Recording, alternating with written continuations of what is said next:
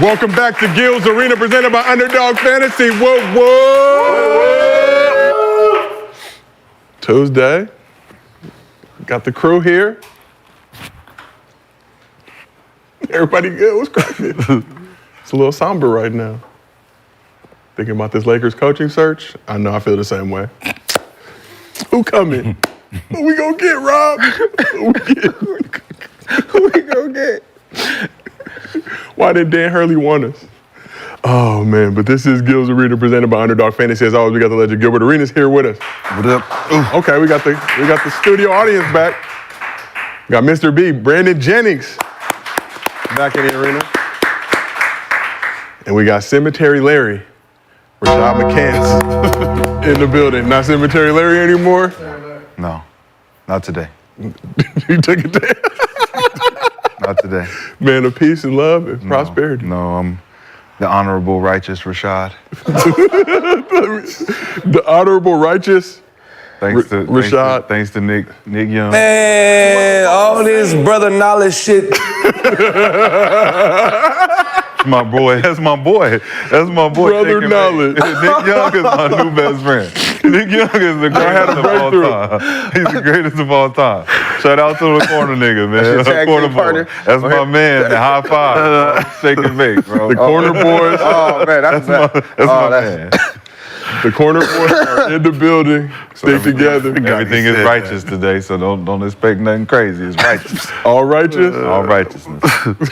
Righteous Rashad in the building. Oh, it's going to be another great day in the arena. It's June. Look at us. We out here doing it. We're almost done with the season. But here's what's cracking in the arena today. We're 2 games into the NBA Finals with the Celtics holding a 2-0 lead. But who is the front runner for Finals MVP so far? The Lakers got pump faked by Dan Hurley, but how will their prolonged coaching search impact LeBron's future with the purple and gold? Damn, he got the gray hairs in his beard. Time is running out. We need to figure this thing out. And the WNBA has seen unprecedented growth this season, but how much of that is actually the Caitlin Clark effect? But before we get into all that, as always, the show is brought to you by Underdog Fantasy. Help us help you. Download the app. Use promo code GIL. You can get up to $250 in bonus cash, plus a special pick'em. And we got the top picks for tonight, ton of WNBA action. So let's go through them. Asia Wilson, higher, 27.5 points. I can get down with that. Kayla McBride. Wait, what? Asia Wilson, higher, 27.5 points. Who are they playing? Don't matter. It do. Asia Wilson. But who are they playing? It don't matter. 28-piece incoming. Minnesota Lynx, yeah. I'll throw them links on the grill. Ow. You not rolling, Gil? Do they have 28 against the Lynx? She's been out here killing. Okay. Well. Be supportive, Gil. Support the W. Kayla McBride, lower, 16.5 points. Ryan Howard. Who? Kayla McBride. Gil, we're not going to do this today. Is it higher? Unprecedented growth in the W. Thanks to Gil's Arena. We have done our part. What? McBride, right? Yes. It's the Gil's Arena effect. We have done our part. Shout out Angel McCautry. Ryan Howard, lower, 14.5 points. And Cameron Brink, higher, 6 rebounds. So 3 games on the slate tonight. Mystics at the Dream, Sparked at the Storm, Lynx at the Aces. I know you'll be watching all 3 intently, Gil, as you get ready for Agent Shiro to make her transition to the W in the next 4 years. My W is your WNBA app. I like them better than the men. Good see. They're more stable. Their stats is stable. There's no real, there ain't no real big like jump, right? You know, if they gonna get you your bread. They're gonna get you your bread. Lower on all. Lower on all? Except for the ones who like Asia, you know what I'm saying? Everybody that's gonna get the ball a lot. Yeah. They got a chance, but everybody else lower. I go with the ones that got no faces on the card. on the card. He was like 4-2. And then look, she like 17 minutes. I take the higher. I take the higher on the no face. Make sure you support Underdog Fantasy. Get your pick'ems in. You can rock with us for tonight if you want to get your bread right. As always, we do Mostly Fans at the end of every single show. If you drop a good question in the chat with your Underdog Fantasy username and we use that question on the show, you get a $50 bonus to your Underdog Fantasy account if you send us a video to mostlyfansgil@gmail.com and you are a member of the Underdog Fantasy family, $100 bonus to your Underdog Fantasy account. We've been giving a lot of bread away all season because we support y'all for supporting us. And as always, we do the show live 4 days a week, Monday through Thursday, 11:30 a.m. Pacific, 2:30 p.m. Eastern. If you cannot watch with us on YouTube, we got audio versions available on Apple, Spotify, wherever you get your podcasts. All right, so let's get into it. After leaving the Cavs to go become a two-time champion with the Heat, LeBron returned to Cleveland to bring the franchise their first ever chip. But if Thunder fans have any aspirations of Kevin Durant doing the same thing for their franchise, KD might have just gave them a reality check. So on Tuesday, a fan tweeted the following at KD, said, "The only way KD can redeem his legacy is if he returns to the Thunder and wins them their first ever championship, LeBron style. Then all his sins will be forgiven. We good?" So obviously KD very active on social media. It is the off season. He responded with the following. He said, "You ain't God, go get ready for work." Subtle, to the point. KD got to be one of the best people on social media. I don't even say that's trolling, just letting him know you're not his God. He had that thing with Perk after LeBron unfollowed Perk. Say he was acting like Jesus. Who, LeBron was acting like Jesus? Perk tweeted something about, everybody didn't follow Jesus or something like that. Yeah, He said you're in Jesus, but you think we'll ever see a KD return to the Thunder at some point? They got the draft capital, the assets, No, it wasn't his. the bread. It's not his home team. Close enough. No, first of all, he was drafted by Seattle, Washington, Okay. right? So A great city. I'm pretty sure, Fine people. Pacific they Northwest. moved to OKC, but he's from DC. So if he started with the Wizards, and then they was in a position maybe Maybe come back. he don't have no real ties to OKC like that. Really? Okay, see, not turned up like that? No. They got a great crowd. That's what they did. Applebee's. Not what if they did? They got Putting up Applebee's. the cupcakes and all that stuff? Nah, that's unforgivable. Yeah, What? They burned LeBron's jersey in Cleveland. He came back. But that's where he's from. He's from Akron, Gil. Same. close enough. 40 minutes away. They didn't really rock. LA, you from the Valley, same shit. His tweet was all the way wrong, though. He shouldn't have said LeBron style. Like, when he said LeBron style, it kind of just threw it all off. Probably irked him a little bit. Like, saying, if you do it like LeBron, we'll save you. It's like, KD ain't on that. Like, KD ain't doing that. He ain't going nowhere. Huh? He ain't going nowhere. He got Budenholzer. He got. Nah, it ain't about none of that. It's just like you move again, It's what? it's a sin at this point. Blasphemy. Why? Because you're chasing something. You don't need to chase nothing. You cement it. You just need to chill and retire. Accumulate, try to get there again. You don't need to be moving around. What you moving around for? So retire in Phoenix? Yeah. Leave it all there. Ain't no reason to move nowhere else, bro. Unless they move him. Unless they don't want him. So KD has gotten a lot of criticism in recent years for bouncing around, but does he get too much criticism for leveraging his power to play wherever he wants? This is a player empowerment era. I don't think so because, if the Paz had the leverage, they would have too. If you look at some of them during their contract years, it's like they played good enough to be looked at by other teams, but they didn't want to play for the team that they were playing for because that team wasn't paying them. So that was, some of the players in the 80s type of era where, they thought they was worth something. You're not paying me, so I'm gonna play good enough for them to see that I'm still valuable, but I'm not fucking with y'all like that. So a lot of stats are misconstrued from that era. And then, the 90s, people who wanted out said they wanted out. It just wasn't polarized back then, right? It just wasn't,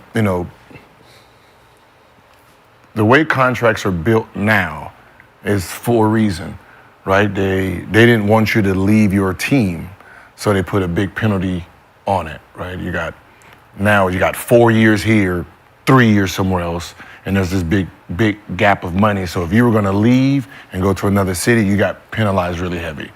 So if a player leaves, he's really leaving a lot, right? He's really leaving a lot. The sign and trade is a whole different thing because, you're signing me for whatever I want, and then you're pushing me to a team that I want. That's on owners. If a dude want to walk, let him walk. I believe solely that all of this is LeBron James' fault. Because of Miami move? Well, look at the dynamic where when you get traded, it's the team not wanting you or wanting to leverage the asset that they feel that you are. And when you decide to lead a team, this is you saying you don't want to be here, you want to explore the market, right? So now everyone feels like the example of leadership from that standpoint is LeBron because he did it in the biggest moment in history, where he's going into free agency, gets to go wherever he wants to. So for KD, he's just doing what he's seen done. So he gets penalized for it because now he's bouncing around because he didn't get to do what LeBron did the first time around. LeBron won 2 championships from that first decision. Yeah. So, well, actually he did. KD got 2 championships from that same decision. I'm gonna say it right away. So he actually benefited from doing what LeBron did. And that is what shows you that it works in this market. But it's all because he started. He didn't start it because we can't never say, like Gil just said, it has been done before. But in our era, we never seen it as polarized and acceptable as just saying, all right, I'm gonna hit the free market and I'm gonna figure out where I wanna go. And if I don't like it there, I'm gonna figure out where else I wanna go. Kyrie, James Harden, guys can just pick up and go when they want. But what it does to your legacy is it questions your loyalty to the game. Loyalty to the game or to the team? To the game. Well, my loyalty is to the game because I'm still playing. Well, you still playing, but your circumstances to the game is dictated whether or not you like where you are, not how well you're going to play where you are. I mean, it's the same way. I mean, well, the teams, they get rid of you when they feel like you're not doing this or not producing. You're not an asset. So they're not loyal either. So why would I be loyal to a team? But I'm loyal to the game, though. That's what I'm talking about, the game, not the team, because the team not loyal to you. Right, so I am loyal to the game. But the game is loyal. So the game is always going to be loyal. So he didn't cheat the game. No, right. He did cheat the game. So he's loyal to the game, though. He's just not loyal to. Oh, he's not. No, cheating 30. the game and being loyal to the game that's not the same. He's not loyal. How's he not loyal to the game? Because he keeps the reason why the original question is his flack from jumping team to team. Well, leveraging his power to do that. So, okay. Does the team, is there any responsibility for that? We always use the player for leaving. Is there no responsibility on the team itself? Yep. Right? When Kobe did it, when he used his power and said, hey, I want out, send me to Chicago. And when he pulled that move, the team responded. All right, okay. We're gonna keep everybody better. We're gonna keep us better, right? When he did it, cool, right? When LeBron said, hey, I'm trying to build a championship, I'm in my year, and he goes, and they're like, nah, we don't want to spend any money. Go. So it tells you. So him leaving, that's why you blaming him. It's the 2 assets. The 2 assets. The team felt this asset was strong enough to oblige him. I'm going to give you what you want. The other team didn't feel the same way. Okay, so don't get mad for me leaving. No one's getting mad at you leaving. But you can't use my legacy against me because they didn't. I have 2 dudes who want to play here so we can build a dynasty, and you're saying, nah, we're good. Right? I just bought this team for this much money. I'm not expending nothing. This championship is not worth it for me financially right now, so I'm not gonna expend it. Like you want Chris Bosh and D Wade. I got Mike Maroney and Tony. Right? What we've been doing right now, going to the Eastern Conference and all that looks good for we're maxing out. So no, thank you. So he leaves. When Giannis does it, hey, I'm a free agent. What we doing? Somebody better be signed, and they do what they did, right? So where would you have Bron to go? Like because Cleveland couldn't do what he do, right? Nowhere. So stay loyal to just the game. Stay loyal to the game. So he stays there and loses. He stays there and loses. Like, come on. No, he's not going to. You don't know what he would have done. That's the point. But we don't know whether he would have won or lost. But loyalty to the game is saying, all right, I threatened y'all. Y'all responded. They didn't respond. What do you mean they responded? I'm talking about in the Kobe situation. I threatened y'all. Y'all responded. Now I can stay loyal to the game. I can stay loyal to the game.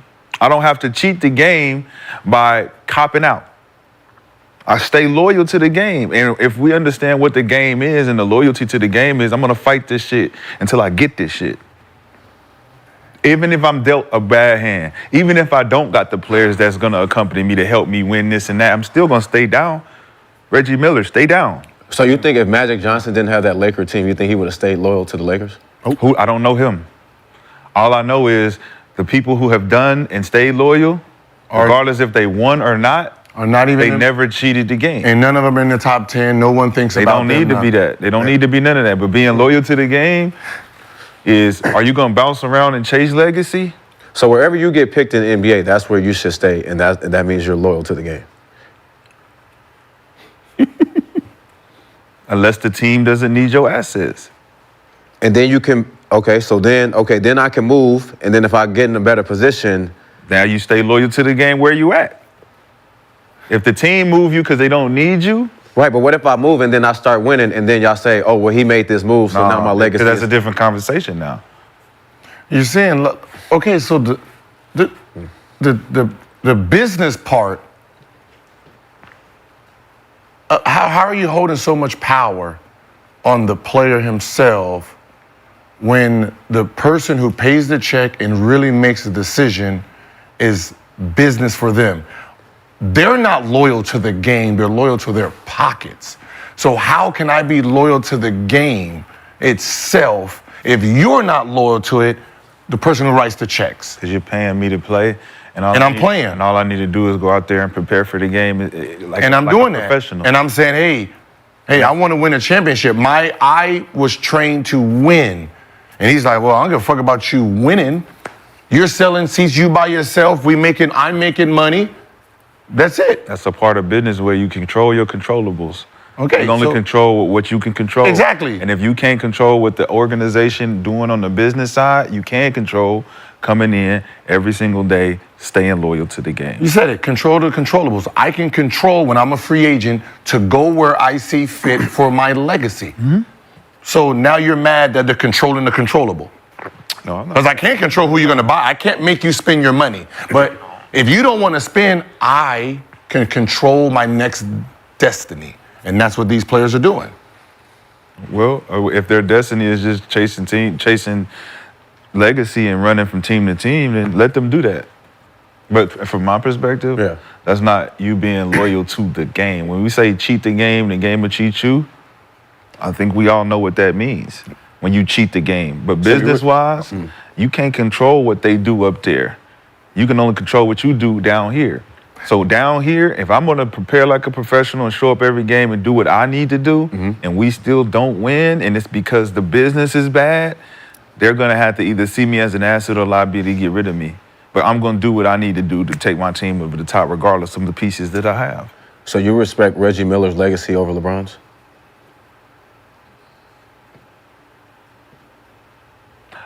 Yeah. Yeah. Because Reggie didn't have nowhere near the pieces that LeBron had during his journey.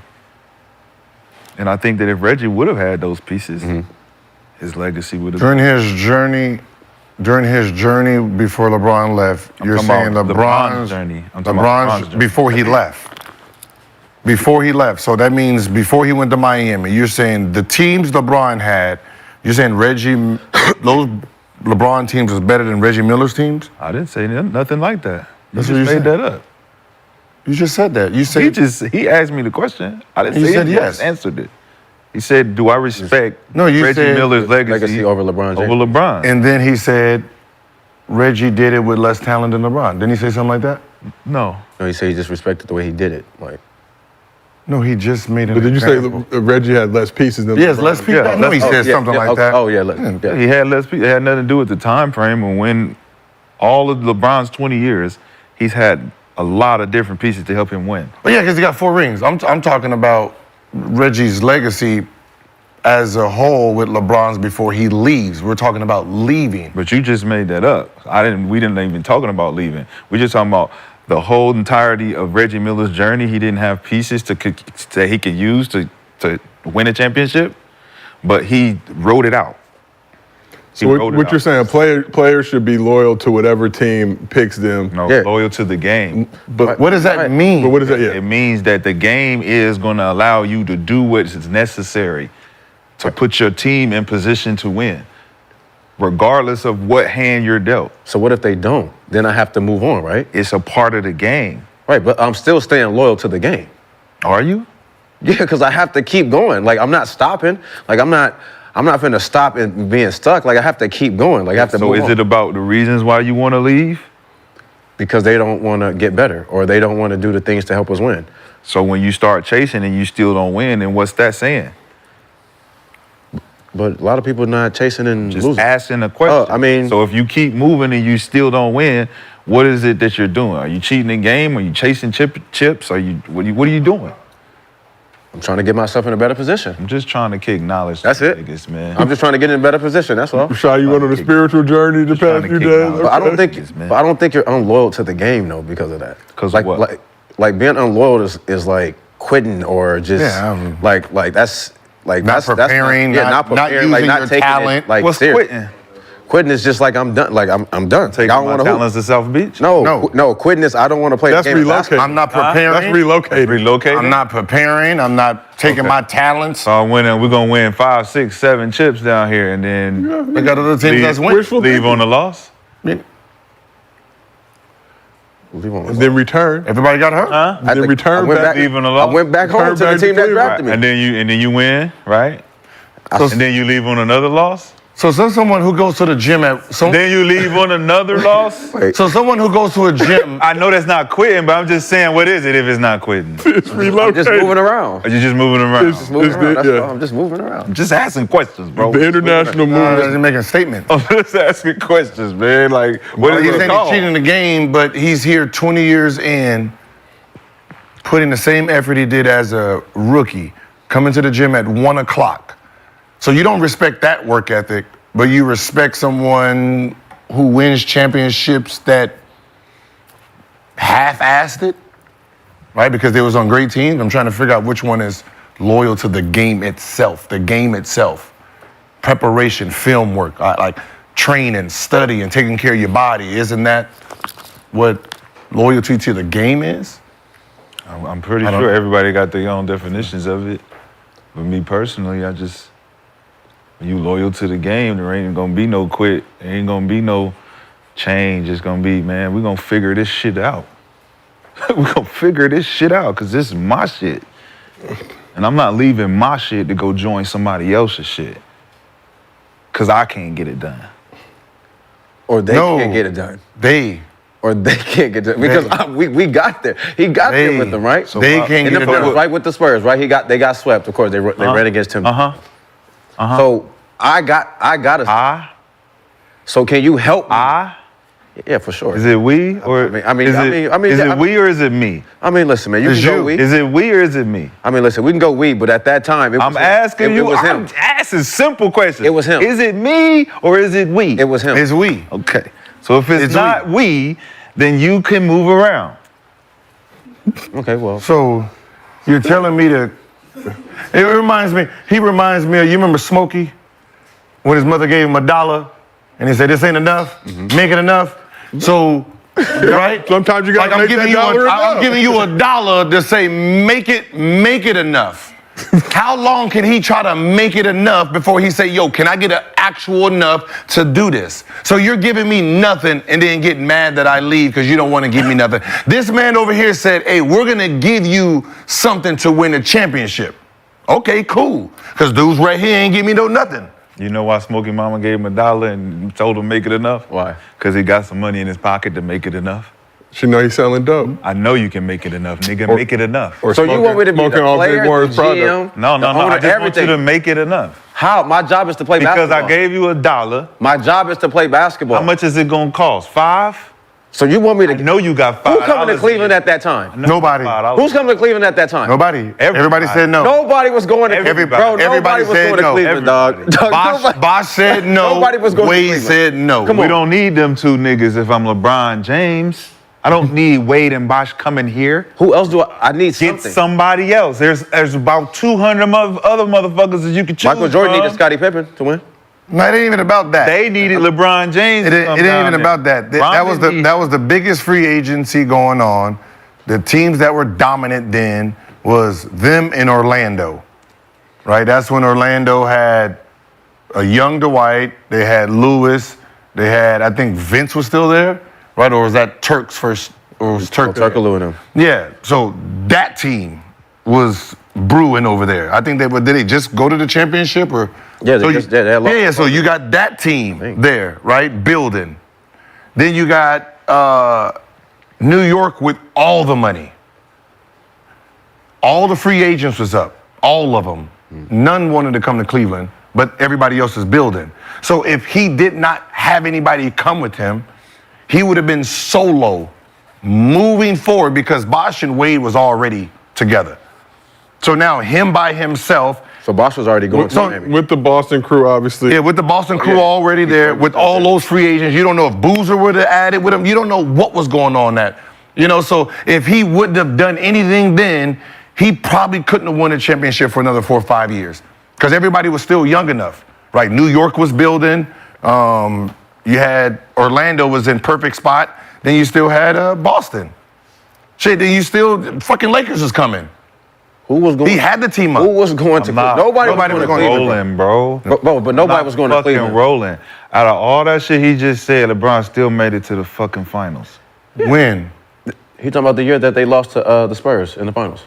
4-0. 07? No, yeah. What about 08, 09? No, we're talking about 08, 09. Even No, then, We're getting to be about What are you Boston. talking about though? We're talking about the free agency. Eastern Conference, right? 07. Yeah, right? So why would you free leave? agency. He's saying, like, why would you leave when we just made the finals? Like, why you ain't staying? We got there. When they lost, no, they didn't make the finals when they lost to Boston. They lost to Boston. No, 07. He stayed there. What do you mean? He didn't leave until 2000. He's talking about the year he was a free agent. Talking about all the years. That's what I'm saying. Talking What do about you mean? All the years. He was there all the years. Yeah, he was stayed there 3 all more the seasons. years. He stayed 3 more But seasons. you're saying all what the happened to teams the last dominant. season? You're saying all the lost in the semis. dominant. Lost to the semis to who? Celtics.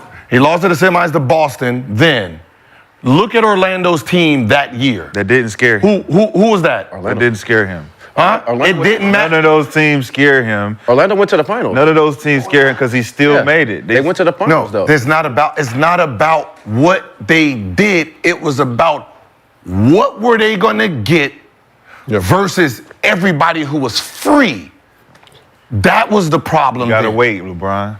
That was the problem. He was by himself. He gotta wait. Think You in of free who's on the agency, team. you Who's on the, re-sign, the and you Magic? wait a couple years. Dwight Vince, Rashard Lewis, Jameer Nelson. So look, say that team again. Dwight, Vince Carter, Rashard Lewis, Jameer Nelson. Now you have that team. Now think about all the free agents that was available. This was the hottest free agency market. So if Orlando gets one free agent, Can you pull up the free? they're in trouble. Now, That year? now read Atlanta's team. Think about Atlanta's team that year. That's that Josh Smith? Oh. Yeah, Josh Joe. 2009-10 Atlanta Hawks. Yes. Look how good they were. Jamal Now, what if they would have got fucking Bosh or Wade? They're on top. So Atlanta was Joe Johnson, Jamal Crawford, Josh Smith, Al Hartford. Look at that team, that young team. Now, if they would have got Bosh, Marvin Williams, Mike right? Bibby. Mike Bibby, Marvin Marvin, Williams, them. Yeah. The team, everybody, Jeff Teague. everybody was one good piece away from going. 2009-10. Yeah. 2009-10. No. I know because I came in. 61 Because I played 21. Atlanta. Amari, 61-21. He was MVP of the league that year. And that was the Miami year or Cleveland? That year? was his last year of Cleveland. Cleveland year. year. They won 61. one game. In a very tough Eastern Conference. Now, What are we talking about? Some may say the if you listen to what I'm saying, he won 61 games. Now, what does everybody look like? So he can. The fuck are we talking? you have squads. You have squads, right? Now go to the free agency. Go to free agency that was that year. Let me pull it up. So 2010 NBA free agents. LeBron, Dwayne Wade, Bosh. Now remove LeBron James because he's going to stay in Cleveland by himself. Because Bosh told them, no, I'm not coming. And Dwayne Wade, I'm not coming. So that means you have Dwayne Wade free to roam wherever the fuck he wants to go. And you have Bosh. That's 2 names right there that landed. If anyone landed in Boston, dynasty. If anyone landed in Orlando, dynasty, right? If Bosh was in Orlando, what happens with that team, right? If Wade went to Orlando, what happens with that team? Now keep going. Now keep going. Bosh going in. Now keep going. Dirk, Yao Ming, Joe Johnson, Amari Stoudemire, Carlos Boozer, David Lee, Paul Pierce, Rudy Gay, Ray Allen. And now think about that team. If All of those were the free agents? Hell yeah, all of them was the free agents. So they could pick where they wanted to go. Yes. And they ended up where they ended up. Nobody was trying to go to Cleveland. No, but they ended up where they ended up. Because nobody. Do you know where they ended up? Go. They did not go anywhere. Go. Who went? They didn't go anywhere. Who? Dirk stayed. Yao Ming stayed. Joe Johnson stayed with the Hawks. Of course. Amari Stoudemire went to the Knicks. Yes. Carlos Boozer signed with the Bulls. So he left. David Lee signed and trade to the Warriors. So he left. He was leaving. Paul Pierce stayed with the Celtics. Of course. Rudy Gay stayed with the Grizzlies. Ray Allen stayed with the Celtics. So keep everybody there. Now you have 4 free agents. Name the 4 people who moved. Boozer, Amari, Bosh, Wade. And Wade, Bron is staying home. Oh, that's right. Bron is staying home. So you have these 4 people that's on the move, and not one of them wanted to go to Cleveland. Don't need. Now, if any of these Did we 4, deal before? did any of these 4 go to any? If one of them go to Boston, Boston's back on top. If one goes to Orlando, if 2 goes to Orlando, shit, if 3 of them just go to Miami since they have all the money. Remember, Boston, New York had all the money. Shit, they could have got a bunch of them. But they didn't. You're using a hypothetical. They didn't because Bron took his 2 and they teamed to fuck up. That's why. But that still doesn't, that's still why. doesn't make a point. But that's of saying that Cleveland wouldn't have got no free agency based on these niggas picking their teams when they had a 61-win season. You don't need pieces like them to take it over the top. We just had 61 wins. We need LeBron James back. 61 wins. We need LeBron James back. We may pick up. Even the free agents that y'all naming are high-profile free agents. Yeah. Right? We don't even need none of them. Because we didn't need them last year. To lose in the Eastern We didn't Conference. need them. We didn't go to the But we championship. just need They a lost couple the pieces. semis. We didn't go to the We need championship, a fam. couple pieces. What is a couple pieces? Like another Mo Williams or Another Mo Williams. another style role player. We need so more what style role that player? can hit shots when we need them. I think, who was the other guy that they had? Another star. Pavlovich. What was Slava Pavlovich. Was he on that team? He was on that team, right? Hold on. Like guys like him, they're like, I think Boobie was on the team. Who did they lose to? Who did they lose to? They needed more Who did they reliable lose to? guys. They lost to the Boston Celtics. Boston Celtics. They lost to the Boston Celtics. Yeah, for the What position did the Boston Celtics need at that point?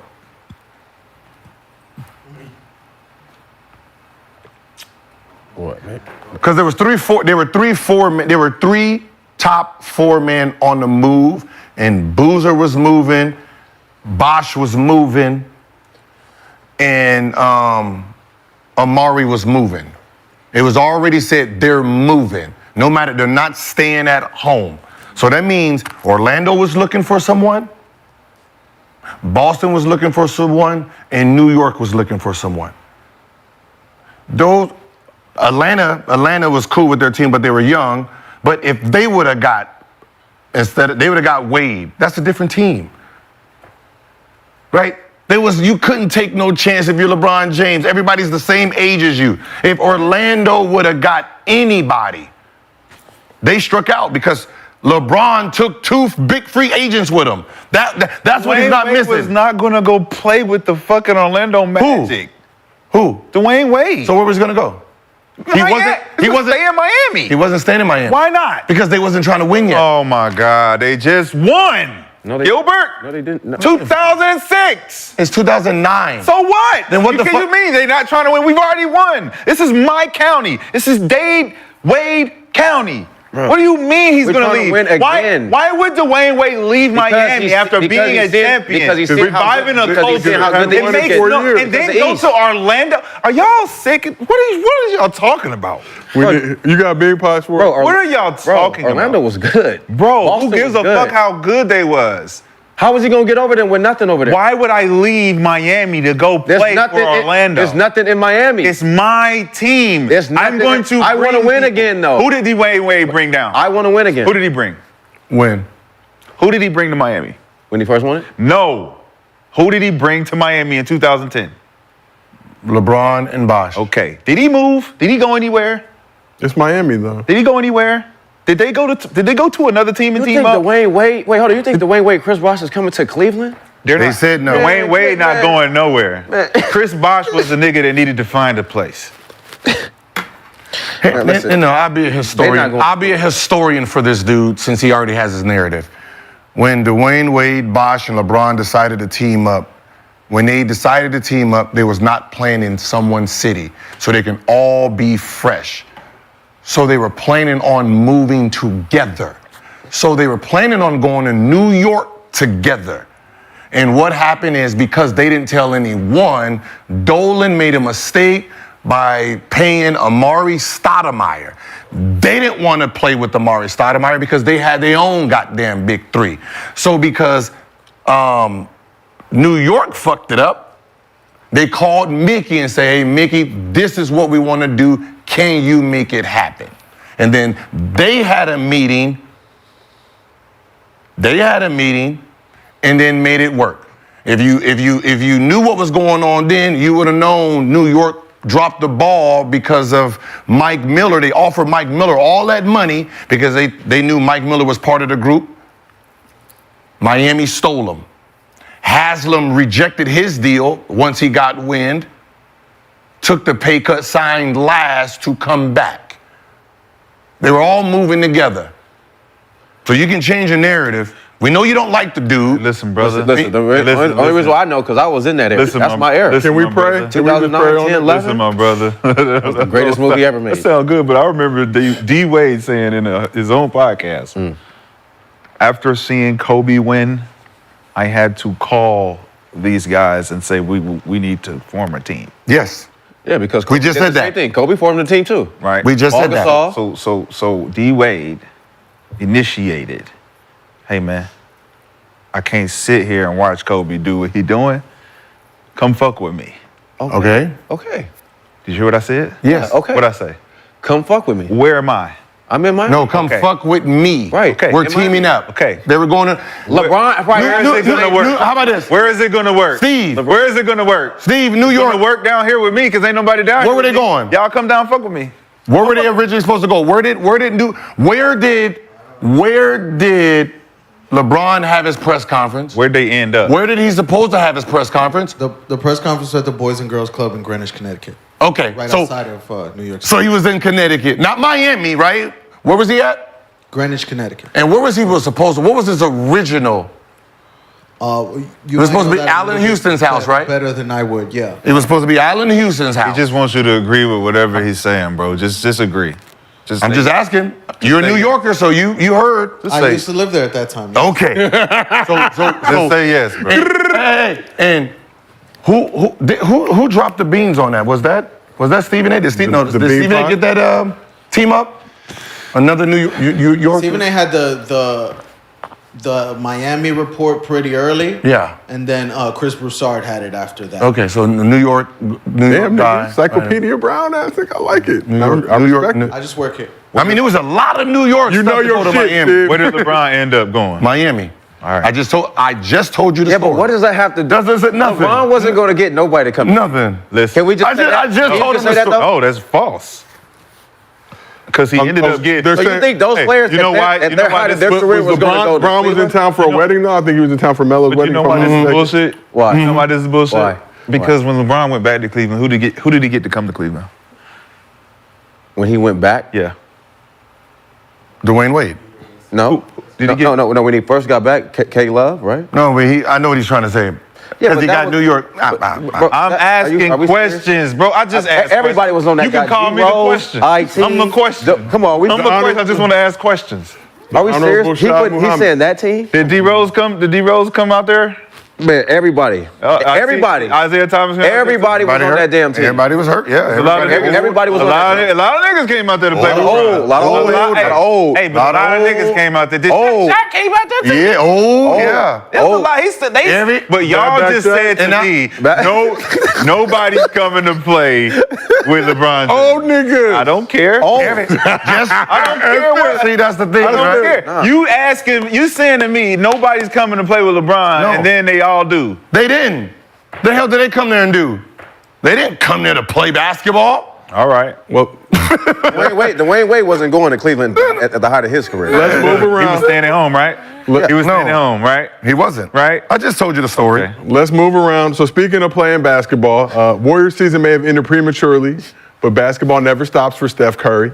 Curry's getting ready to play in his first Olympics next month. Recently took some time to play a little pickup with the common folk. Shaq was 37, average 12. He didn't come there to win nothing, man. Y'all better relax. He better relax. A dominant 12. A A dominant. dominant 12. What am I going to do with this, coach? But we Now talking we Steph see now. why he left. We talking Steph now. So Steph, Curry and Kent Bazemore put up to the Lifetime Fitness in Folsom, California, which is located in Sacramento County, to get a run in with some regular Reggies. As expected, Curry cooked the competition, doing his thing. They did their best though. Whoop. Take that. Had a little bit for everybody. Whoever needed that work. So he also hit this bucket right here Ooh, moved him. and hit him with the night-night. Moved him. A condensed version of it. So imagine your average hooper hitting the gym, trying to get a run in, and you end up having to guard Steph Curry with a crowd of people watching you. Probably not the ideal way for a day to end. But I want to take you back to your hooping days when you were in the league. How often did you play pickup with amateur hoopers when you were in the league? Never? A lot. Amateur hoopers, whoever. Anybody get that work? Yep. Whoever. UCLA. Rashad, I know you're Don't matter. love of the game. Never? Nah, he love of the game, but he ain't He ain't that loyal to it. that loyal to it. He ain't playing. I was trash. I was trash. I wasn't out on the court. They wouldn't pick me when I was. That wasn't shit. Rashad, I wasn't nobody. You were still putting up numbers. You were still putting up numbers. I have no AKAs, no names. No I have no AKAs. You know what I'm saying? Nigga ain't gonna pick no. You ain't got no AKA. You can't get picked. No AKA. I just win just shot jumpers. You know what I'm saying? I ain't get invited nowhere. I ain't kill nobody. You were invited to no I run? ain't do none of that. I ain't come out here in LA and do shit. The big three. They say you was in the Summertime in Vegas. We ain't had no summertime runs. Joe Abunassar? Yeah, I don't know nothing about that. Never? I don't know nothing about killing niggas. You a man of peace. But that's not regular people, so they don't count. Yeah. Were y'all ever Imagine nervous? what the regular. Brutusard is all NBA players. Were you ever nervous playing against regular human beings when you were in the league? Hell no. They had a vendetta or trying to go at you a little too hard? No? Just give them the work. Keep it moving. Balboa Park, oh my God, coming back. Did you ever get embarrassed in any of those games, Gil? At what? Somebody cross you or? Probably. Okay, just making sure. We have some video. It's basketball. No, I'm just kidding. So when you were playing, where were the best summer pickup games? UCLA. Wait. For where ex-NBA players are or regular? Who had the regular best, Smo Joes? best runs? Don't matter who was there. That's whoever had all the NBA players in the city. I mean, Really? I thought you was talking about like just normal, just hoopers. Normal hoopers who had the best run. Just regular people. I was personally DC. Okay. Berry Farms or somewhere else? Berry Farms, Berry Farms and all those, because it was hoop players that were good enough, but they wasn't NBA players or pros. So I'll say Berry Farms. Shout out Miles Rawls and that whole crew. I agree. I think, Barry Farms spent some during the lockout, that 2011, I think lockout year, that was some of the best like open run hoop you could ever find. I've been out to Berry Farms. I think I had like 45 against like D Nice. Yeah, D Nice.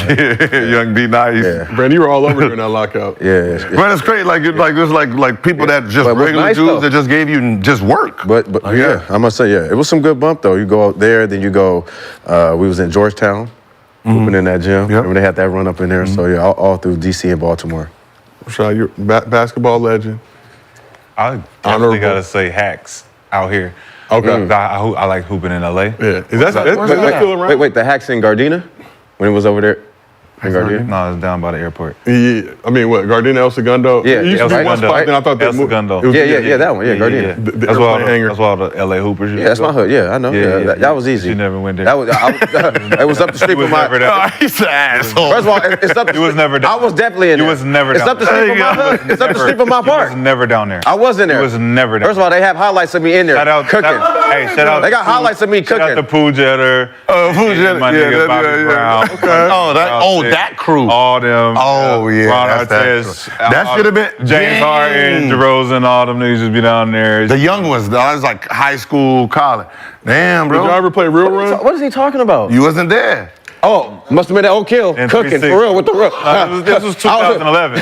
This was 2011. 2011. So he was in the NBA. Oh, yeah. You wasn't Oh coming wait, back home. 2011? Oh, I was in DC, duh. Oh, he was in DC. I was in Yeah, he was DC. ducking the smoke. Oh, it was the lockout. Oh, The lockout. That lockout. I year wasn't was- Yeah, ducking we, was nothing. at we was at LMU. Yeah, that's Yeah. You know, I was running the whole. I was running the whole KD, lockout. Westbrook, Blake Griffin, all the. You can find all my all the highlights. LA in the whole all the I wasn't ducking nothing. I was don't in know where DC these LA representing. niggas be. I don't know where they be hooping at, but Vegas and LA was where the hoop was. It wasn't hard to beat. for pros. I mean, it wasn't hard to beat them niggas. Chicago. Chicago too. Chicago. Tim Grover. Tim Grover. Yeah. You was hooping against who? It wasn't hard to beat them. Yeah, it wasn't hard to beat them. So It I was. don't know who you was hooping against. It wasn't. You talk about LA like It you wasn't. against some real hoopers. That's why I'm still out here in LA hooping. You know what I'm I don't saying? know about all that. LA, Don't know about all that. Real Run was good back then, Yeah, right? There was no yeah. pros. That was good. No, a lot of pros playing Real Run. In the summer? I always tell a story like Antoine Walker showing up at halftime with no shoes, had to borrow somebody's shoes, dropped I like remember 60 that. in the second. You ain't never hooped in the Drew League. Shout out D'Anthony. I have. You have? La Familia. Games team, bro. How many you have? I'm in LA. I'm How many more you have? LA than How many you have? How many I'm you more have? LA than you. How many you have? What are you talking about? How many you have? I had 2. 2 points? Don't sit down. Don't ever go back to watch. 2 points. Don't ever go back to watch. They'll never let you in. Don't PG get you was no on my Drew, team. Kool-Aid, PG nothing. was on my Oh, you? Nothing. Oh, you had all those games today. seen all that. Yeah, man. And you didn't see him?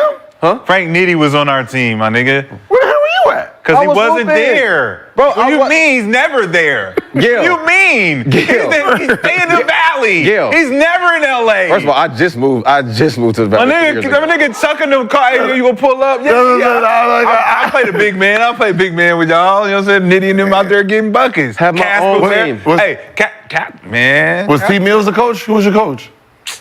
Bro, I went to It the. was one of the game's homeboys that was the coach. But this back when, you know, Casper and them used where the they used to be legend- like, where BJ at? They, It's like we're BJ. I love Where that. BJ I love at? that. Where I got BJ at? film. I got film of me cooking, so just saying, don't matter man. whoever calling me out. Frank Nitty, where BJ at? This is my shit. Damn. I don't like to. I want to know. what, You might shout know. out You to might know everybody. him. There was a guy. I ain't gonna lie. I'm not. I ain't gonna lie. even do that. This was a pogo stick. Right, skinny dude that jumped out the gym. I don't know who he was, but he looked like he didn't have bounce, and I jumped with him. You dunked on you? He ain't dunked on me. He dunked over me. I don't know what it was. What he Drew? What? Yeah. same thing. Like it wasn't even like you know how like you. It was one of these. Like I jumped. Like I'm under, and it was so I don't know who he was. I was like, yeah, I'm good. Yeah, I'm gonna just stay home. You signed a jersey for him? Hell no. I walked out the gym, just head down. I ain't want to like. I don't know who he was, but I've never seen this guy in nothing, no open runs. I don't know where he was at. Never UCLA. Ooh, you know who it is? Stephen Mallory, Gil? Is this the Never play seen you this guy. you referenced? Yeah, that's So they got it on the internet. it. Damn. Shout out Hoop Mixtape. Wow. Everything is searchable. Search it after the show. I can multitask You better as a ask. host. You better ask about me. I'm gonna ask. You I'm gonna ask better about ask. here in LA. I'm gonna see. You better ask. You said the Hacks? Hacks. For Okay. Sure. Oh, okay. 360 for sure. Back down memory lane. 360. UCLA ever? Yes, for sure. Oh, okay. That's where I met PG at. Oh, okay. Shout out Rico Hahn. They used to want to play with the ball that I had. So you went to UCLA Hey, bro, and then you went to you got the Drew good. League. So you hey, went to the Drew you League got and the had good 2 points. You got the good ball, bro. Let's use that one. Yeah, this the league ball, bro. What y'all playing with? So you had the league ball. Y'all playing with. Let me get that. Somebody in the chat said that was me, Gil.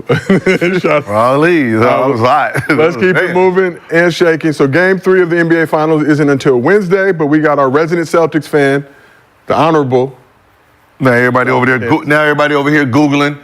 Come on, y'all. I want to see it too. Yeah, you can't put that information. He was one of those. He pulled it back. It was what like them quick dunkers, just like You know YouTube never forgets. But we got our resident Celtics fan, the Honorable Rashad, the man formerly known as Cemetery Larry. Righteous Rashad. Righteous Rashad. There you go. The Honorable Righteous Rashad. Thank you very much. Okay. My brother. All right. So Rashad, what have you seen from your Celtics through the first 2 games of the NBA Finals? Everything that I predicted. And what were those predictions, Rashad? Jaylen Brown showcasing that he's the best player on the team. Being able to segment and neutralize Kyrie Irving because of the matchup problems that he's having. Porzingis being able to come out and be a factor right away from the jump. 20 points, in shape, looking great. I accept your apology. What else? The Celtics really putting Luka on the spot. They got him out there on an island where it's obvious he's not playing any defense whatsoever. The team don't got his back because there's a bunch of shooters out there spaced out, so it ain't too much he can do but let them guys ole. And on defense, you talk about Dallas's offense and the whole pick and roll strategy that I broke down has been completely neutralized because we're not going to double Luka and we're going to switch everything. Wait, say that again? We're not going to double Luka. We're going to switch everything. That was your game plan? Yeah. Your game plan wasn't guard to guard. Our game plan was not to not to trap anything. Because you guys said, you should definitely trap. Trap. And then you said no. You can beat that. I said, if you trap. Go guard to guard. And I said, if you go guard to guard, just switch it. Right. So since we're not trapping it, they can't do what I said. Because they're not trapping it. Okay. Because they're not listening to what you said. So they can't do what you said. Because they're not listening to what you said. So if they can't do what you said, then what you said they have not done. You can't be right about something that didn't happen. I can't And then be right. second, another lie you just told. You said that you said Dallas or Boston would neutralize Kyrie. But when you was talking about Kyrie and you said how Kyrie would do, you said Kyrie would be on. What did he say? What was the words he used? How good did he say Kyrie was going to be? Right, he's going back home and he's going to be, what did he say that? But now he's just saying that Boston will neutralize him. No, I say he would have a very, very tough time against 4 defenders that can match up with him. And at OKC, they were young defenders. The Wolves, they were young defenders. They don't know Kyrie game, but these 2 dudes, they know. And the one guy who does know is Drew, and it's showing. That's what I said. That's what you said? When he asked, what do you expect from Kyrie? Didn't you ask that question? You said, what do you expect from Kyrie in this series? And you went around the room. I have. What did he say? Because, I'm merely a host. I got a lot on my mind. Okay. But I will go back and get the clip out. Did it sound like what he just said? Can somebody cue my music? Because the body bags is about to come out. I mean, well, we got the clip, so. He's about to turn me in the cemetery in a second, man. Are you back? Not yet. Is it righteous? He's getting there. Righteous? He about to get out of that. It ain't about to be somebody. Man, I'm trying to tell Chat, what did Rashad say? Because y'all are more knowledgeable than Just asked him, is it obvious? No, That's how you got we want to did Rashad say that Kyrie was going to struggle in this year? I just want to know I that. definitely said that. Okay. For a fact. For a fact. Cemetery Larry is back. Okay, he said it. He said he was going to. Everything that I said, like I said, everything I said has come to fruition in all of my takes about Boston, especially about Jason Tatum struggling early in the series against Cleveland. Lethargic, out of rhythm. If you keep this up, it's not going to help you in the finals because you're going to be behind the ball. Hey, if Boston win it, do you keep Jason Tatum? Yes. Yeah. If they win it. But it's clear cut that it's Jason. It's Clear Jalen cut. Brown. It's not a debate. If there's no debate now, It has nothing to do with what everyone wants to make it out to be. It's Right. about scoring and points, and that ain't what leadership and being the best player is about. Right. At all. And I think the team knows that. That's why Drew Holiday can say, I don't think he's lying. And I don't think he backpedaled when he was asked. he clarified and said, I don't prefer either. I don't prefer either or, but I do know who the best player is. Because I got to stand on what I said. It wasn't a trick question. It ain't Jason Kidd. Jason Kidd said what he said because that's how he felt. It wasn't no mind game behind that. What do you benefit trying to play mind games after you lost a game?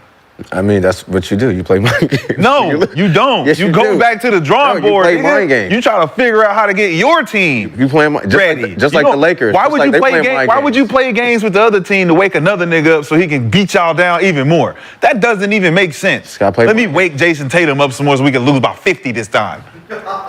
I mean, maybe What he don't the feel fuck like. kind of maybe he shit is that? feel That like don't Jason- make no sense. Maybe you don't feel like Jason Tatum like Don't that. make no sense. Maybe you don't feel like Jason Tatum like that. Don't make no sense, bro. But I would play mind games if I'm down. Not me. I mean, don't Play mind games with my own players. Nah. Hey man, I'm just waiting for, Kyrie Irving to wake up. He get out of he got his dream catcher above his head bed or something. What is he doing? He get by. Why would he wake up? You said this was going to happen. So you should be expecting him not to wake I up. said if I'm Jason Kidd, not me. Oh. If I'm Jason Kidd, I'm trying to figure out how to wake Kyrie up. So yeah. Any more questions? And you're standing on that you think Jalen Brown is the best player For sure. on the Celtics right now. This is obvious. It's obvious. He's playing Luka. He's following the strategy. Both sides of the ball. I'm doing what I need to do to take this team to the top. And if you watch the game next time, you'll see Jalen Brown's at the top of the key and they're giving him the ball and he's telling motherfuckers where to go. It ain't Jason Tatum. It ain't Jason Tatum. And it was Stephen A. Smith that started this narrative of him not being marketable that put Jalen Brown in the forefront of all this shit. Jalen Brown was sitting back, chilling. All of a sudden, you say he's not marketable. So you still think he's marketable? He is after this. He just got the MVP, didn't he? You don't think you can market the MVP? I don't know. I mean, asking Eastern you. Conference Finals. So neither here nor there, Rashad, but we asked the chat, is it obvious? there's a lot of MVPs that's not marketable. And that we've been seeing the last couple of years. They can't. We asked the chat, is it obvious? 75% said yes. Again, we do not know exactly what that means. But it is. Quick question. Who's the worst defender on Boston? In starting five. Who's the worst? Who's the worst? On the starting five? Yeah. Probably Al Horford. Luka? No, on Dallas. Oh, in Dallas. Oh, Luka's probably yeah, one-on-one. Yeah. I mean, according to the video evidence that has been. Yeah. I mean, probably Luka. Yeah, people will say Luka. Luka's the worst defender on the team, right? Who's the best defender? Right? Washington? Or Washington or what's the other one? Derrick. Jones. Right. Yeah, that's kind of interesting, man. That the best player on the team will get the weakest defender on them. And my best defender, I got to put him on the second best player. Makes fucking perfect sense to me. Sounds like bad. I'm going to coaching stick Luka on Brown, and I'm going to stick my best defender on Tatum because Brown is the best player. Okay. All right. Never seen it a day in my life. Never seen the weakest defender stick the best player while my best defender goes to option 2. It's a new world. It's a new world. You see new shit all the time, bro. Seen a fish talk yesterday. I'm not going to I'm not going to double the best player on the court when he has the ball. I'm going to double the second best player when he has the ball. Man, what? Like, I know narratives is a lot of things we like to push, but when it comes to the game of basketball, do we just pretend that it's just? Do you want Jason Tatum to be? I'm a double Gasol while Kobe's on the court. or am I going to double Kobe? I'm a double Kobe. Okay. And then if I'm doubling Kobe, who gets to rock out? Gasol. Then I will. Then Whoever else. But then Art if some, says but if someone four says of the guys on the floor. Gasol is the best player on this team because he's rocking out, most people would be like, "Shut the fuck up," right? Right? Okay, I'm just. So are you saying that there's a similar comparison that can be drawn to this situation? Hell no. Basically what he's He's saying talking is- about Paul Gasol and Kobe Bryant, bro. What I'm saying is, No, he's saying what I'm what- saying is, there's a you- narrative. Paul George and Kawhi Leonard. Use that example. They're two like-minded guys that play the same position. Okay. If you double one, you got to leave the other one open. Okay, so if the other one that's open, who's playing one-on-one, if he's playing better, why would you run a narrative around that one? Who's the better player, right? The better player. So you're going to toss up between Kawhi and Paul George. Who's the better player on the team, right? Because that's always the conversation. So who Wouldn't would the Luka better- guard out of them two? Exactly. Pick your poison. No, it's not pick your poison. It is pick your poison. Who is getting Because you're going to get killed regardless. Who 'cause is you getting don't play doubled? defense. Who is getting No one's being doubled. No one's being. They're playing Luka's probably team gonna guard defense. Paul. They're loading up. Huh? Probably going to ball. So They're you're gonna loading put up. who are you gonna put Luka on? Paul George. And You can't put Luka on nobody. He's not guarding nobody. Don't matter who he guard. Even Derek White. You can't put him on Derek White. Can't put him on Drew Holiday. But he's He going guarding by Jaylen Brown, though, and Jaylen Brown the best. Jaylen Brown is killing. what I'm him. saying. And what is Jaylen Brown doing? Exploiting that mismatch. So you would think coaching would say, "Hey, we can't put Luka on him either. You put him the evil of the. You can't put him on him either." I'm gonna put him on the least of the. And it's not working. Can't put him on him either. That's 2 games we lost. Might want to change it up. Can't put him on Tatum. Can't put him on Brown. No, Who we gonna put him on? We're refusing to put him on Tatum because if we put him on Tatum, Tatum might have 50. So He we're might. we're just gonna keep our best defender on him. Wow. That's what we're But gonna Tatum do. ain't had 50 the last 3 series. So what were we not scared of him having 50? Because that's not what their team does. He's not a 50-point guy. I just never. You never had 50? He's not a 50-point guy. He's had 50, of course. Jason Tatum's had 50, I don't think Jaden Brown's had 50. but not consistently. A 50. He's not a 50-point guy. Don't say it out loud. This is righteousness. Don't say it out loud. He might probably get triggered if you said that. If you need some righteousness in your life, go ahead and download the Underdog Fantasy app. Use promo code GIL. Love You can that. receive up to $250 You deserve a raise for that. in bonus cash in the special. Oh no, he actually got it on the dot. So you're standing with that.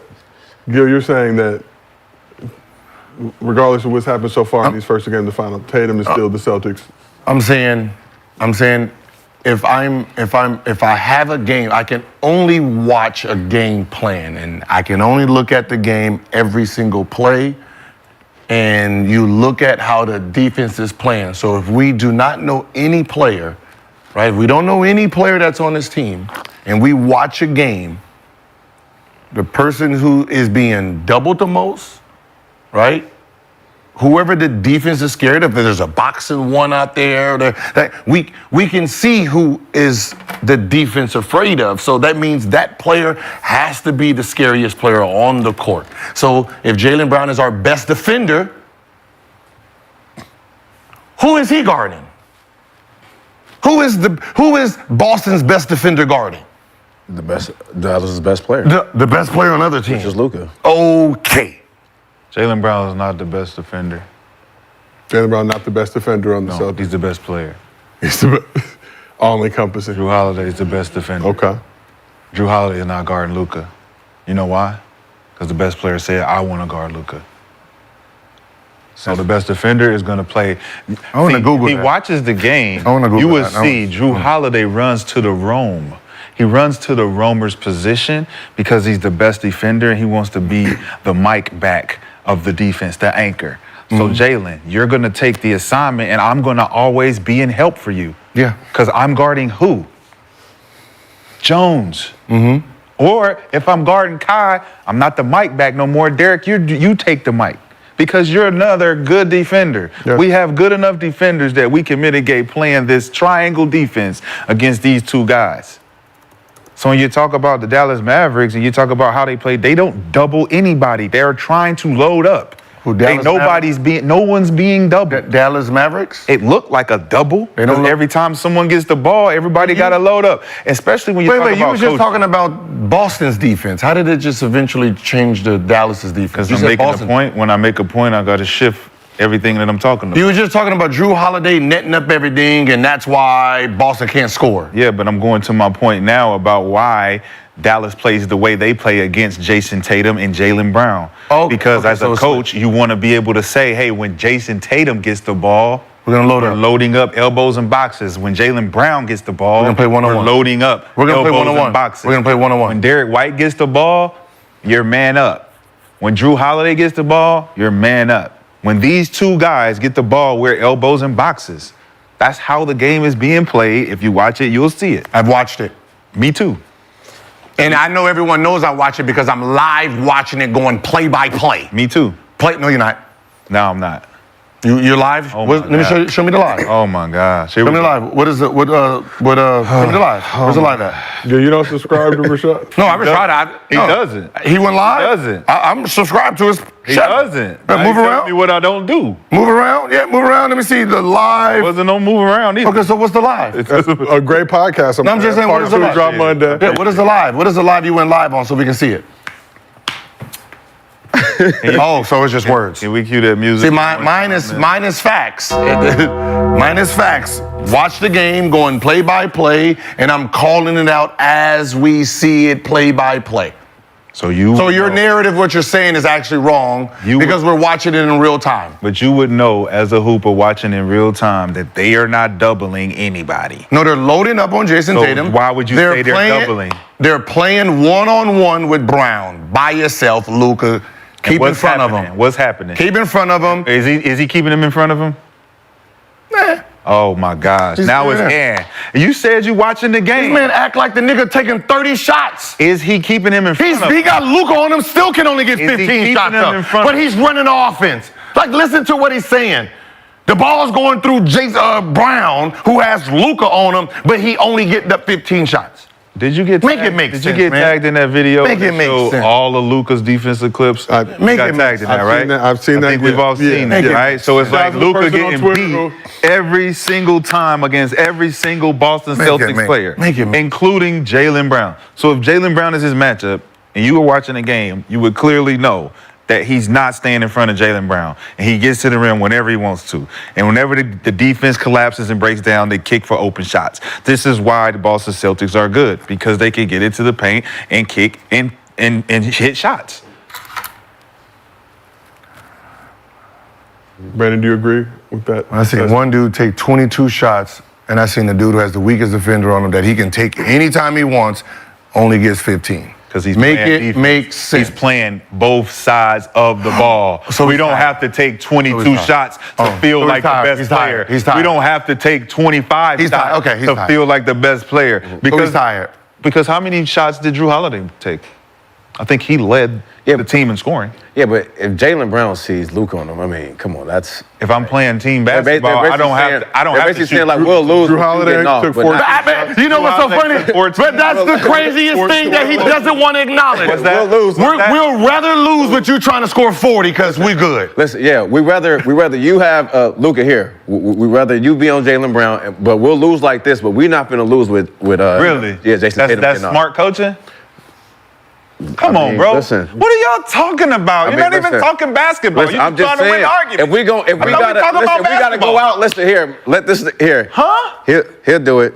Huh? But listen, we're not gonna let Jason Tatum get off though. Huh? So Luka, you try to do your thing. Hey, just stay in front of him. Make sure he's trying to go right. If you can just keep it, yes. That's gonna go right. What's gonna happen now? That's your logic. What's gonna happen now? He gonna see it again. He gonna be trying to go at him again. Really? Mm-hmm. Really? And it's gonna be the same thing. But again, why do we care, man? They're 2-0. This should be about what Dallas can do to win the game. Boston's doing a thing. Yeah, we are milking this topic. No, Boston's we're milking the NBA. We're milking the dumb topic. The topic shouldn't be who the fuck is better between the two. We don't give a fuck. Oh, that wasn't a topic. I just wanted to know Rashad's right. It doesn't matter. I didn't see you Monday. Right. I appreciate you. It's Dallas. What can they do to try to win because the other group has figured it out.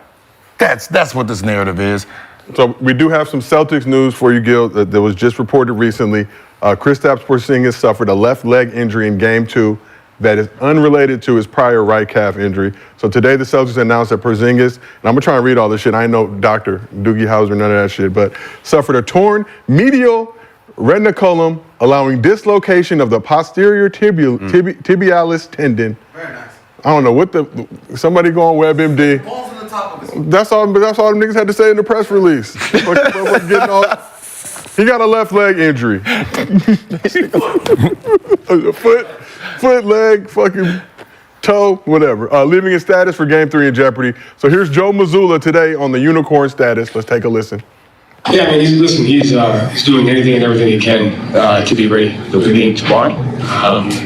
It's a serious injury. And at the end of the day, our team and the medical team is not going to put him in any bad situations. And so we've taken a decision to play out of his hands because the importance of him.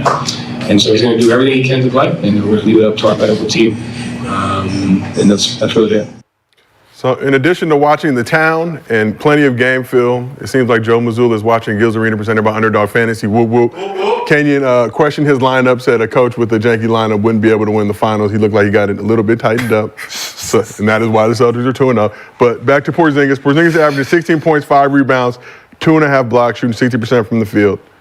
So you heard Mazzulla say they'll take the decision to play out of KP's hands. But for the record, Porzingis told reporters, "I'll do everything I have to be out there." So what changes for Boston if Kristaps Porzingis is not available for Game 3? Tingus Pingus, as he's known in some circles. I mean, his energy was crazy. That's in Game 1. He came out. I mean, I think that's the reason why they won Game 1 for sure and just blew him out.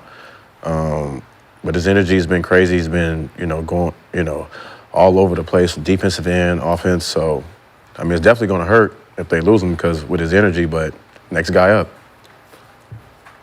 What's his name been on the show? Tillman? Mm-hmm. Shout out Xavier Tillman. Xavier Tillman. He about to get a ring. Might get a ring. Got to bring him back on the show. Nothing changes. Nothing changes for the Celtics. No, we needed him as a battery pack for the crowd. So even bringing him back and he hit shots, that just let them know that they got a piece that was ready to go. They injected a lot of energy into the building, a lot of momentum into the building. And when you get that type of momentum at home, regardless of what happens in Dallas, when they come back home, that expectation of that energy is still going to be there. So what they do in Dallas is going to affect the team momentum, but not the crowd momentum. Yeah. So I think that if he takes this day to day, he takes these 2 games off to try to get that better, it'll be good for Game 5 if they make it that far. Oh, you still think even without Porzingis? Yeah, but on the road, though, you need that Game 3 energy. On the road, it's always on the road, you got a chance of losing just because it's not your home floor. Well, you need that one guy, like that guy that shows up. So, and they got guys, like you said, next man up. Horford got to step up. Tillman got to step up. Hauser, you know what I'm saying, Pritchard, all of those guys got to step up. So you look at all of those elements, you say, well, what are we going to do on the road? We don't got the unicorn. Step it up. Are the Celtics going to miss his rim protection, though, coming into this series? That's the thing that hurts them. The Mavs had 5 times as many lobs as any other team in the playoffs coming into the finals. Yeah, I mean, but that's just the switch of the matchup, so they can't get those. Just any time like Kyrie tried to break some down or Luka actually got in there, just him being a rim protector and actually going and challenging shots. Like, as long as he was in the game down there, you had to think about him jumping. So him altering shots was a big help for Boston. So defensively, they're going to have to pack the lane a little bit more now. Offensively, it doesn't change anything. It's more because how Gafford has to play and how they have to play. If they go into a zone, Boston has 5 out, and if Boston does flash somebody to the free throw line, is usually they're flashing a guard. So when that big step up, the guard can just go by. So if Porzingis is not there, if I'm Dallas, I'd probably just go smaller to keep up. Because Gafford is going to always try to protect the rim. If he's protecting the rim, Al Horford is going to sit at the three-point line. And giving up those type of shots is going to always hinder us from, you know. 4-1 still. Still 4-1? Yeah. I can see that. I can see that. Still 4-1. I don't want it to happen, but I want it to go 7. Hey, you know, we love basketball. It's a chance, Kyrie might turn it on. No, yeah. Just looking at those first two I think games, he'll ball. I think Dallas will win this next one. yeah, they kind of have to, right? Or it's Yeah, they have can't have win on to. 3. They have to. They have to. So- They can't go down 3-0. We saw Kyrie first 2 games in Boston. You know, he knew what he was going to be dealing with coming into the Garden with those fans, especially after how he left Boston. But you think it's going to be different now coming back home to Dallas? Fans on his side, we're going to see a different version of Kyrie in Game 3. Yeah, he didn't look comfortable to me. Me too. Like, he didn't look comfortable at all. Just the rhythm, just the way the flow was going, maybe the way they was guarding him. I don't know. They just really prepared for both of them, him and Luka. So hopefully they can, go back home with the home crowd and be able to get Game 3. But Boston, it was just looked like it was a lot going on. I'm trying to figure out what Dallas's style of play actually is when they need buckets in bunches. Like when they get into a scurry and they're trying to figure out like where the bucket gonna come from, especially when Luka not in the game. Luka not in the game, it just looked like if Kai not being aggressive, they're just kind of out there hoping for a bucket. And it just don't look. Yeah, it did look like that like in Boston. They were just like lost. Like, Yeah. I don't know, like certain shots I felt Luka would have took, he didn't take. Like it was just like they wasn't certain about certain things. Yeah. I don't know. Could have been nerves. Who's them? Dallas. No, I mean, I'm just. Is their whole offense is pick and roll. Their whole offense is 1-5 pick and roll. Luka gets in there, everyone collapses, he passes a couple, then he attacks. Like it's like this chess match he does. Like it's brilliant. Like he come in, he'll throw it here, that guy shoots, he'll come in, shoot it, come in, fake the shot, throw a lob. Like he has this rhythm of playing. So when it's just a switch, and now he has to play one-on-one the whole time, the one-on-one is just now for just him. Right? The pick and roll he did everything in the pick and roll. Now they're just forcing him to play one-on-one basketball. So now when Kai gets it, right, he realizes now the 1-something pick and rolls, Jason Tatum's coming up, shit, he might as well just go on a smaller guy so he can get a shot off. So now just both of them are just playing ISO basketball. Now when PJ Washington gets it, what do you want to do? ISO basketball. So most of the time that when you see Kai and PJ scoring is usually on like the fast break. Like fast break, secondary break, right? It's not really in the offense because everything is set and PJ don't have those skills like that. Kai do, but everything is closed caption. So it's like if Kai don't get it off when he first get it and it's a fast break, it's like, This is why our style of basketball breaks the mold for right now. Yeah. Think about when Dallas can't get the pick and roll off. That's their standard offense. They've been doing it all year. They've been killing and killing and killing. They take it away from us. Now what are we running? You got Tim Hardaway Jr. on your team on the bench. This is a guy come off the pin down and get you 10 points off pin downs. He's the only guy that can actually do that. So the fact that you don't have him in the game to run other actions, you're at a discrepancy automatically. Now, Kai, he can do the same thing that Tim can do if you put him in that action. But all y'all doing is playing pick and roll spacing and saying, all right, what do we got? That's not enough for this team. You got to put them in actions. There ain't no flex cuts. There ain't no down screens. There ain't no off ball, nothing. Everything is we can see if you're watching the game. You're sitting back. You're like, what is Dallas doing? Because it's not looking like Jaylen Brown, Drew Holiday, and Derek White are doing anything crazy on defense. They just stand in front of their guys. Stay in front of your guys, I got your help. So if there's no actions, there's no mistalk, there's no misreads, there's no breakdowns. So think about how many breakdowns you can have defensively if you have a lot of action. Guy go back door, it's like, damn, man, we supposed to switch. What's up with the miscommunication? None of that's happening. because they're not doing no actions. So the one thing that we had an argument about was if they double Luka every single time, what kind of actions they would have. Since they're not doing none of that, the only action they have is a switch. Go one-on-one. So if that's all you're doing, it's self-check out there. We're just hoping you miss shots. So Jason Kidd has to go back to the drawing board and say, we need to put some more actions out there because we're not Did they do that? We're not Did they making do them that play this defense. fast? Not if they If they should already have other actions in their playbook. they don't know. I'm about to say, That's the thing. They don't. That's crazy. I'm about to say they've been probably running the same thing all year. Like even something like this, right? If I'm playing, y'all remember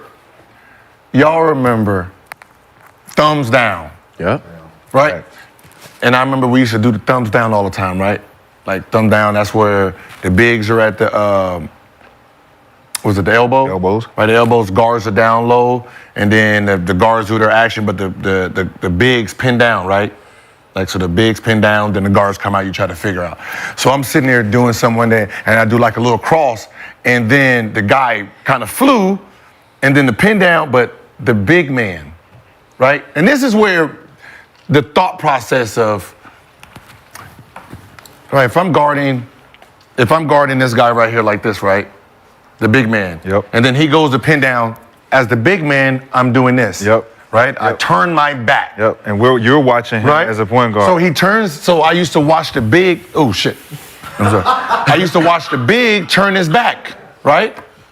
And I'm like, that's where 1-4 flat came from. Yep. I used to watch both bigs go turn their back on the ball.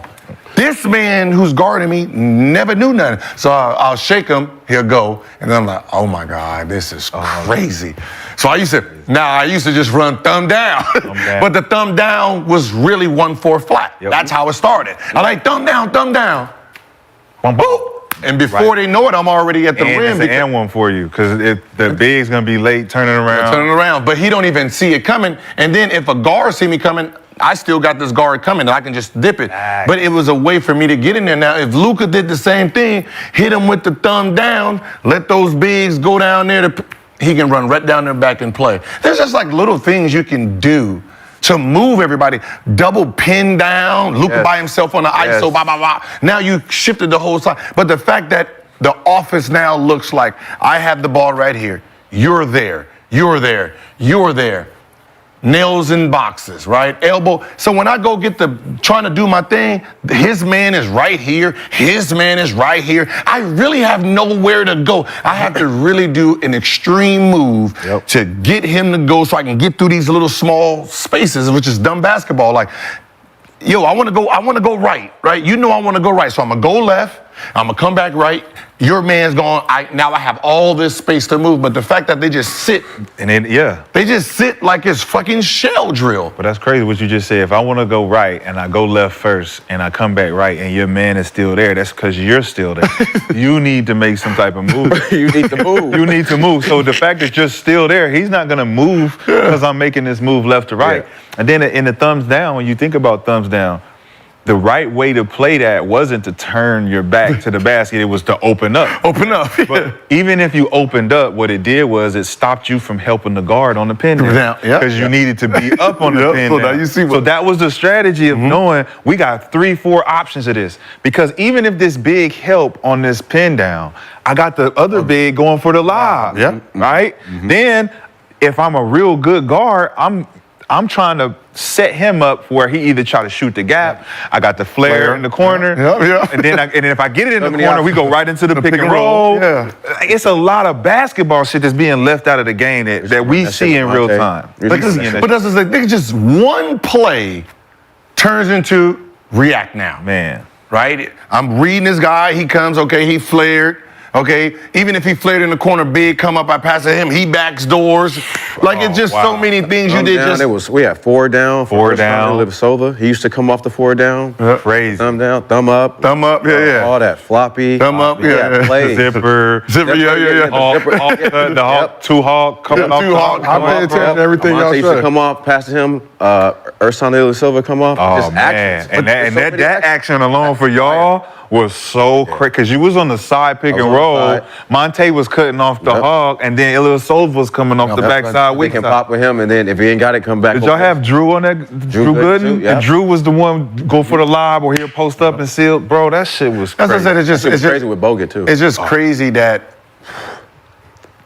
just one play can turn into multiple actions, right? They don't have to be smart. Here, just come off.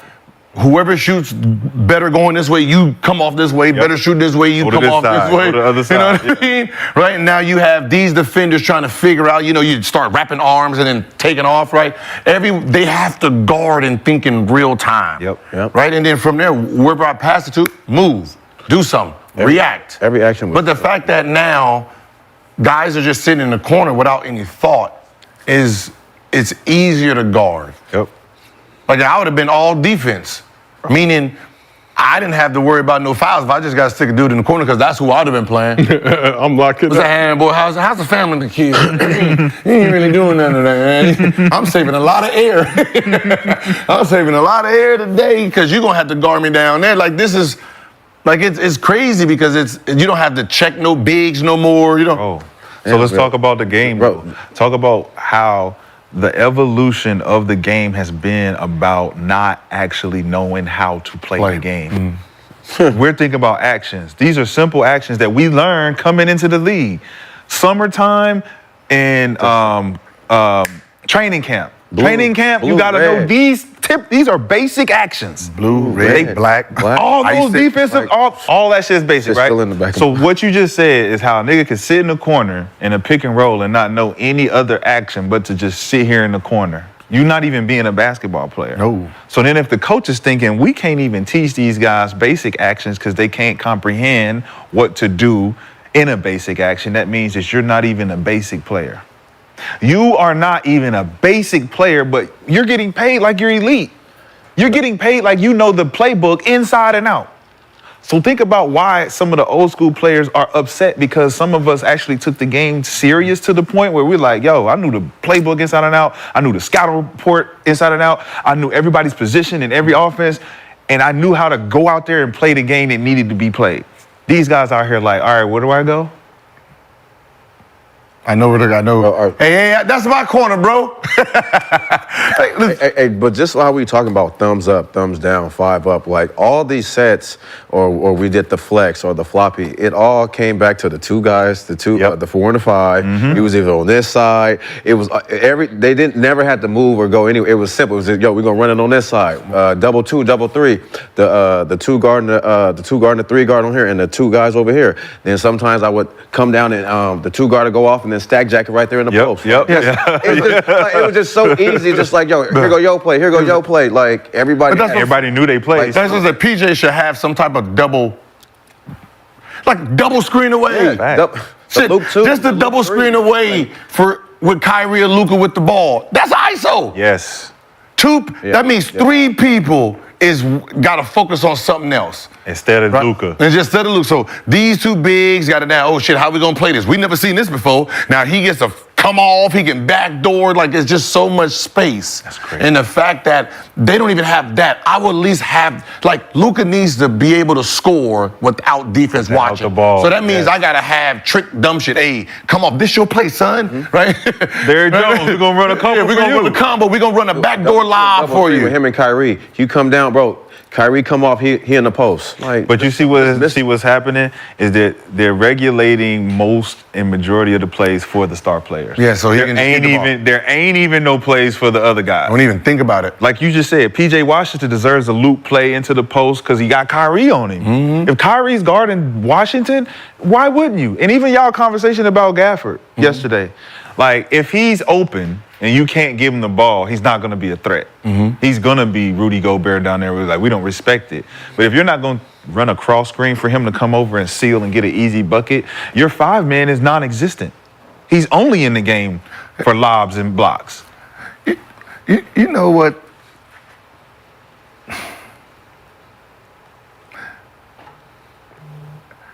As a basketball player, this is why people got to respect people who study the game and who study rule books, right? if I'm Gafford, this is all Gafford. This is all you have to do. Post up. Right? You post, get the ball. Right? Your instinct, like any big, you want to bang. Yep. Right? Which means he gets to use force. And because he's smaller, he gets to use more force than he should be allowed. Now, if you get the ball and the rim's right here, just turn and face. Put it up. If you turn and face, he can't touch you anymore. He now has to do this. So you literally can turn and face, bounce it, pogo jump. Yep. Like, just that's simple, right? Get it. Just turn and face. He has to go just like this, bounce it, jump, lay, right? You can make it that simple, but because you want to turn your back, now you have to actually do a move where he gets to sit there but if you turn and face anyone in the post, if you turn and face first, like Tim Duncan did, now you have to play like this. You can't use your force. Now it's all about skill. And for someone like that, my simple basketball knowledge says, hey, learn how to do this first. Just bounce the ball and then just jump towards the rim. Just That part. simple monkey basketball. That Some be gorilla shit. Yeah. Bounce it, bounce it, and just jump forward. Yeah, jump towards Just the jump towards the rim. It's an easy lay. Yep. Because Tatum ain't gonna be ready to take a charge. He's not even gonna jump with you. You can just do it's just some freak of nature type shit. Yep. But no one, every time I see him down there, I always say, just turn and face, bro. Just treat it like treat it like guards treat it. Right? I'm posting up, and then I see somebody on me. Let me just turn and face. Because the strength shit strength makes them play D. Turn and face, hands off. That's the rules. Facts. Who's teaching them? Nope, nobody. Who's teaching them? But Nobody. Even the force part that you're talking about, when a big gets the ball in the post automatically for the bigs who used to look for contact, they play like Shaq played. Yeah. Shaq never faced up because he always knew he was facing somebody smaller or bigger, but he would always use his force because that's my advantage. It's my force. Tim Duncan, KG, Chris Webber, Rashad, they faced up first. I want to know where the defense at. Now that I see where the defense at, I go to my move and I jump over you. We not teaching these kids nothing. Like Gafford wouldn't even be able to tell you how to do that move. Did he just jump and just monkey it over them? But that's what I'm saying. It's like they're not like what I'm saying. If I'm watching the rules, Hakeem didn't bang. Nope. Right? He was, as soon as the ball's going, he's already on the move. Yep. Right? So he can spin. If not, he's gonna turn and face. Because once he turn and face, it's He avoided contact. yeah, he avoided. That's what I said. Yeah, you can avoid contact. It's easy. Yep. Turn and face. Yep. And that Like I forced can't foul. hand check. You can't hand check me. Nope. And it forces him to reach. It forces him to foul. Yep. Now I can Then sit. Tim Duncan. He don't want to shoot. Now free you get to throws. do all this. Gafford don't want to shoot free throws, and nobody, Lively don't want to shoot free throws. But see, that's when I tell him, listen, I don't give a shit if you miss airball both. What I do know is if you got the free throws, that means he got his foul. He got a foul. Right? Facts. 2 fouls on Jason Tatum, and he can't play in the first quarter. That's like That's the making game 10 plan. for 10. That's the game 10 plan. for 10 from the free throw line. How we for gonna me. get them in foul trouble without it being Kyrie and Luka? Yeah. How can we get the other actions? Because Derrick Jones Jr. is not a sets. factor. Running some He's sets. not a factor. But if you run sets, like we said, if you run sets, some misdirections, people just automatically become open. And then they just foul. come open. That's a foul you don't think you're gonna get. Yeah, they just with a come misdirection. running off Oh screen. shit, he open. Oh fuck, I had to foul him. Then I got my second one. It's the first quarter. Now you sit on the bench. It's like they fucking up our whole mojo. Yeah. Because they done changed some shit. Now we got open layups. And the last thing you need is Joe Mazzulla is to see open layups and you starting to call them frequent timeout. Hey man, what the fuck are they doing? What are we doing? What are we doing out here, man? Well, Jason Kidd has figured out that we need to do something different. So we know Joe Mazzulla's watching the show. Hopefully Jason Kidd is watching too, because y'all just kicked an abundance of knowledge. Good to see you all bonding, agreeing on something. You know. The Joe Mazzulla lineup. Right here. Give me This nigga Joe give me right the here. semicircle. But so last question on this topic. It's only been 2 games, but who was your finals MVP leader through the first 2 games of the NBA Finals? Right now, probably Brown. Wow. Probably Brown. He's sticking to the game plan. And like even though Luka's scoring 30, that's neither here nor there. He's the defense he's playing on Luka is picking him up full court, turning him, making it harder on him. Like as much as Luka has the ball, he should have 30, right? But he's making it hard on him. He's doing the little things offensively, like when he does see a backdoor, he's backdooring. When they do need a bucket because they shot a lot of threes, right? There'd be times where these motherfuckers will shoot 10 straight threes without even knowing. Just, oh, you shot 2, let me go ahead and shoot 1. Yeah. And usually Brown is the one that breaks it up because he's, when he gets it, he does get to the basket. So I would say Brown,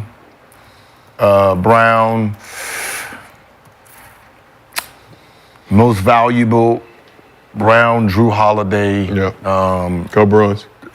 Tatum. Well, I know Tatum's damn near averaging a triple-double, but it's the little things that's doing. Like when we see a play being made and a key bucket needs to be made, Drew backdoored somebody, Drew flash cut and got an and one, or like it's always. So I got him second right now. So you think if Jason Tatum averages a triple-double for the finals, even though the points aren't?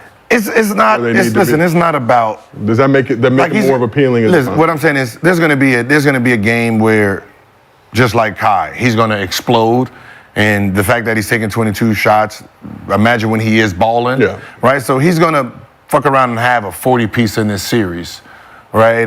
He might have a triple-double in this series, but just right now,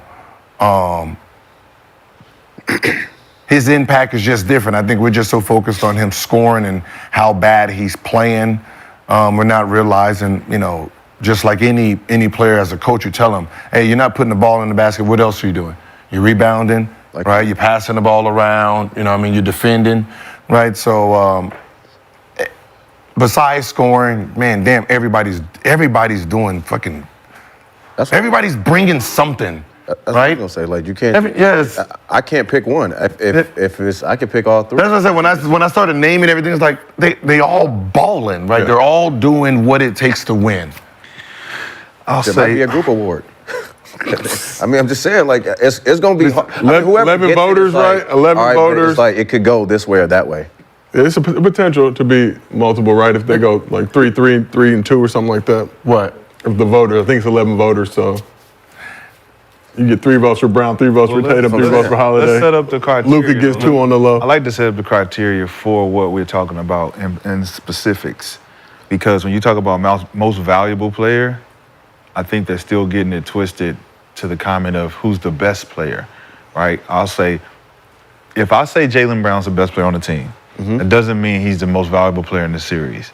This series right now, if we were to end it tomorrow, it would probably be Jason Tatum because of the stats accumulated on doing other things other than scoring. And the fact that he's not taking on the top defensive coverage doesn't negate the fact that his value has been he's passing the ball more than he used to. So him averaging a triple-double would warrant him being the MVP because he's doing other things outside of the game. He's not playing well. Now, Drew Holiday, on the other hand, his scoring output, the things that he's doing for the game, is warranting him the conversation because his stats are higher than everyone else's.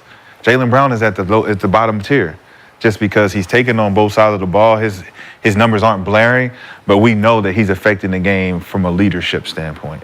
And that's what I'm looking at. I'm like, all right, right now, the game ended today. I would give it to Jason Tatum because he's done a lot more for the team's success. But then at the same time, you look at Drew Holiday, he stepped up when you didn't expect him to. Now the next 2 games is gonna show us like, all right, like he said, if Jason Tatum explodes for a 40 ball, it's not a lot you're gonna tell you this, Drew Holiday get finals MVP. Milwaukee gonna be shooting themselves. It's a possibility. I think Bucks fans will be happy for Drew. No, for sure. I'm just saying, like, but not with the you still gotta look at like, damn, we just traded this guy and he go get finals MVP. Like that's a bar. Do you compare that?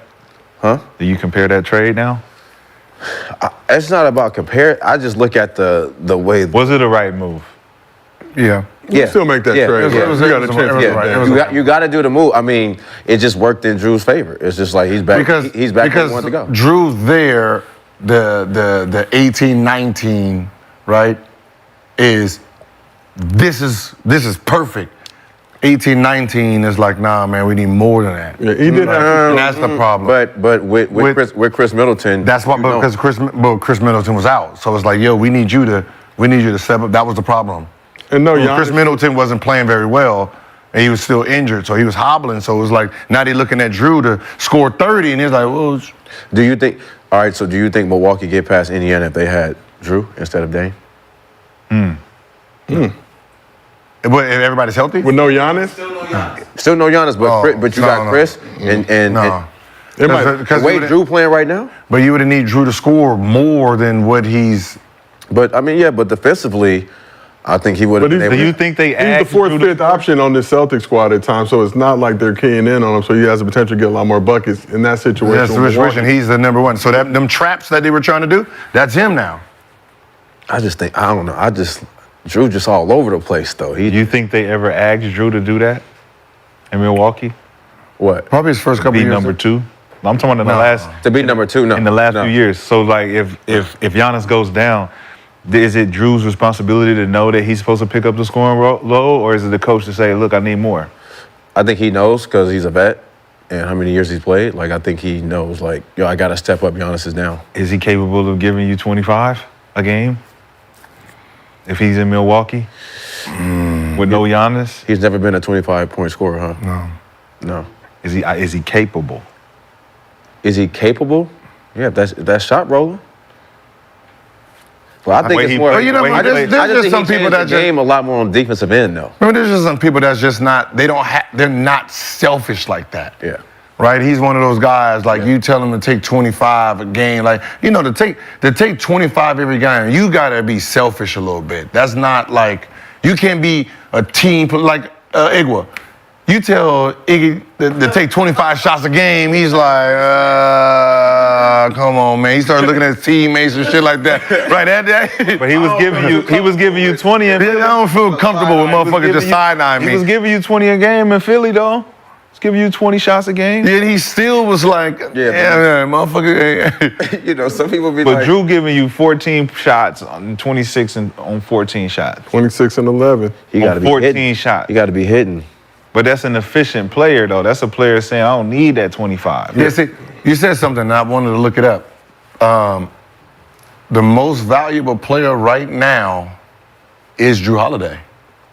Based on these 2 games, right? Based on the 2 games, because technically, see, I think what's going on is everybody's looking at who's playing better between Jason and Jalen, Yep. right? When both sleeper. of them are playing lower than Then he advertised. than their average, than what they did in the regular season or the previous matches. They're both under the number, right? One is averaging 17, the other one's averaging 20, right? Well, Drew's averaging 19 compared to what he averages. So right now, he's the only one with the biggest plus. 19, 10, 4 assists. Yes, he's That's a lot. yeah, so I'm gonna say right now, Drew. Get traded, bro. As a and come point back guard, and win it. 19 and 10. See, I think, but that's everyone's just paying attention to these 2 and realize they're like, nah, this is right here. The most valuable player, it's this one. That's they always He might be underestimate. top 5 out of California if you get that Finals MVP. Hey, Man, think stop, about- Say he dog. was the best in his class, right? Stop, dog. Best in his high school class coming out, Brendan? Damn. Hey, No, I'm saying LA. As far as LA, he might be top 5 if he get Finals MVP. Drew Holiday. What is that? How does that? What does that got? Wasn't he the best in, I'm the 5th option, and I got Finals MVP. Yeah, you the wasn't he 5th option. best in his high school class coming out of Man, you the LA? 5th option, sir. It's 5. and literally this next game, How was he in high school? I wasn't. He was nice. They said he was the best. Coming out of Who was in California. his class? Because you keep looking over here. You keep looking over Hey, here. make a statement, bro. He keeps looking over here. You I'm keep. saying, bro, he could be top 5 out of LA. So it don't even No, matter. what I'm saying is every time you said it so. the top. Because you number 1. No, we talking about something else. Listen, top 5 out of LA Hooper ever. Yeah, I don't know that list, but I know could be. I know you keep saying in his class for a reason. Was What he in class his are we class? talking about? Was he in his class? You was in Drew Holiday class? I was 09. Listen. Oh, what class He was was you? 08. Oh, okay. Okay. I was a year off. I was just fucking with Mr. Big. That's why I said I knew something, because it was like, why you keep saying his class? Like, They said in that time period, though. In that Oh, in that 2-year time- window, ooh, that- that 2008, 2009. Listen, now though, we talking about right now though. Right now. Yeah, right now. If he go ahead and get this off at the end, if he like this, He can get it because they focus on them other two niggas out there. He can go out there and get another 20-point game. who? Drew. Yeah. Easy. So we asked the chat, finals MVP so far, over 2,000 votes. Jaylen Brown, 56%. Drew Holiday, 25%. Jason Tatum, 11%. Ooh, that 7%. influence, man. I should have never said that shit about JT, man. He might get traded after this year. He getting that 315. Nah, but I mean, I think before the chat heard all the things, right now I'm going with Drew. I'll go with Drew, too. I mean, he averaging 19, was it 19, 10, and 4? What'd you say? 9.5 rebounds, 4 assists. But Jason Tatum is at, what, 19? 17, 17, 17, 10, 10, and 9. but that's what I'm saying. I wouldn't be mad about if any of them get it. And- It just depends on what happens these next 2 games. Like I'm saying, we got to remember, these both averaged 27 last series, right? 27 last series. So they're both underperforming, right? And we're comparing them to each other when this dude is overperforming in a sense. So Yeah. I think And it's the last game. It's whatever happens in the closeout game. Yep. Who plays the best in the closeout game? Yeah. Yeah. And you know what else about the youngins? Like this is a good lesson for the youngins coming up too. That's trying to get to the like sometimes it's not your series. Yeah. Sometimes it's other guys' series, but like you got to do what you got to do to win. And what Boston's been showing up with all the players that they have is like maturity and being able to be like, all right, you go. Yeah, don't like force you it. go, Not you go. forcing it. Like you know what I'm saying? It's not personal, and that's what it takes to win. Like you know the fact that everybody's taking a turn. But that's the bad part about just like the narratives from the outside media, right? That we understand some series is not your series, right? But sometimes the pressure of being a star, you yourself would jeopardize the series. Yep. But you may not even realize it. I mean, no. but I just got to get up. kinda. Yeah, I mean, Like, you know consciously like, fuck that, I got to get my bucket. If the offense, if their key is to stop me, and I'm trying to win an award, and I'm going against the win, because that's what it is. Sometimes do you want to be the man or do you want the chip, right? And that's really sometimes where like the chip's in. If you want this chip, you're averaging 27. You're gonna average 17, 10, and 8. Yep. And he's going to average 22, 5, and 5. And he's going to win the MVP. Now, are you going to accept that? Because I heard that's what happened in that Boston Lakers series. And that becomes the problem, right? Because the pressure of you being the man all year comes down to this. And now, if you really want this championship, you got to sacrifice for it. If you don't sacrifice for it, then they're going to win it. So it's all up to you. And at the end of the day, we all gonna get paid. Like, but you gotta do other things to get paid too. Like you said, Jason Tatum, his numbers scoring, but I'm showing I can rebound. I'm doing this. I'm doing that. Like, it's other things you can do besides just scoring. And that's what you're gonna get paid. That's what the past, and that's what the 80s and those guys did well, right? They played their roles well, and I think sometimes, even myself, when we look at them, we look at the stars, but we don't look how great some of those role players were that sacrifice being the man for the bigger cause, right? And I think sometimes like just to talk shit, you kind of leave out some I leave out some details, right, to prove points. But in the sense is, some of these guys that, when we were talking about championship teams and you talking about individuals, somebody like Scotty, when we seen Jordan gone, we got to see, damn, Scotty can carry your goddamn team.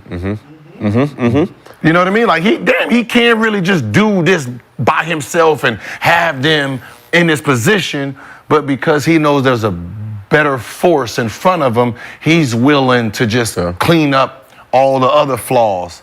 and we don't appreciate that as much as we're supposed to. Is that a testament to Scotty though? Because you can imagine Scotty during those Bulls when I was like, I can do the same shit out there. I mean, yeah. Because it was the system that was set up for that. You know, when you got a system and it's flawless, worthy, you can say, put me in Mike's spot, I can do what Mike does. Yeah, for sure. Right? I can't do it as well as Mike does it, but I can do what he's doing.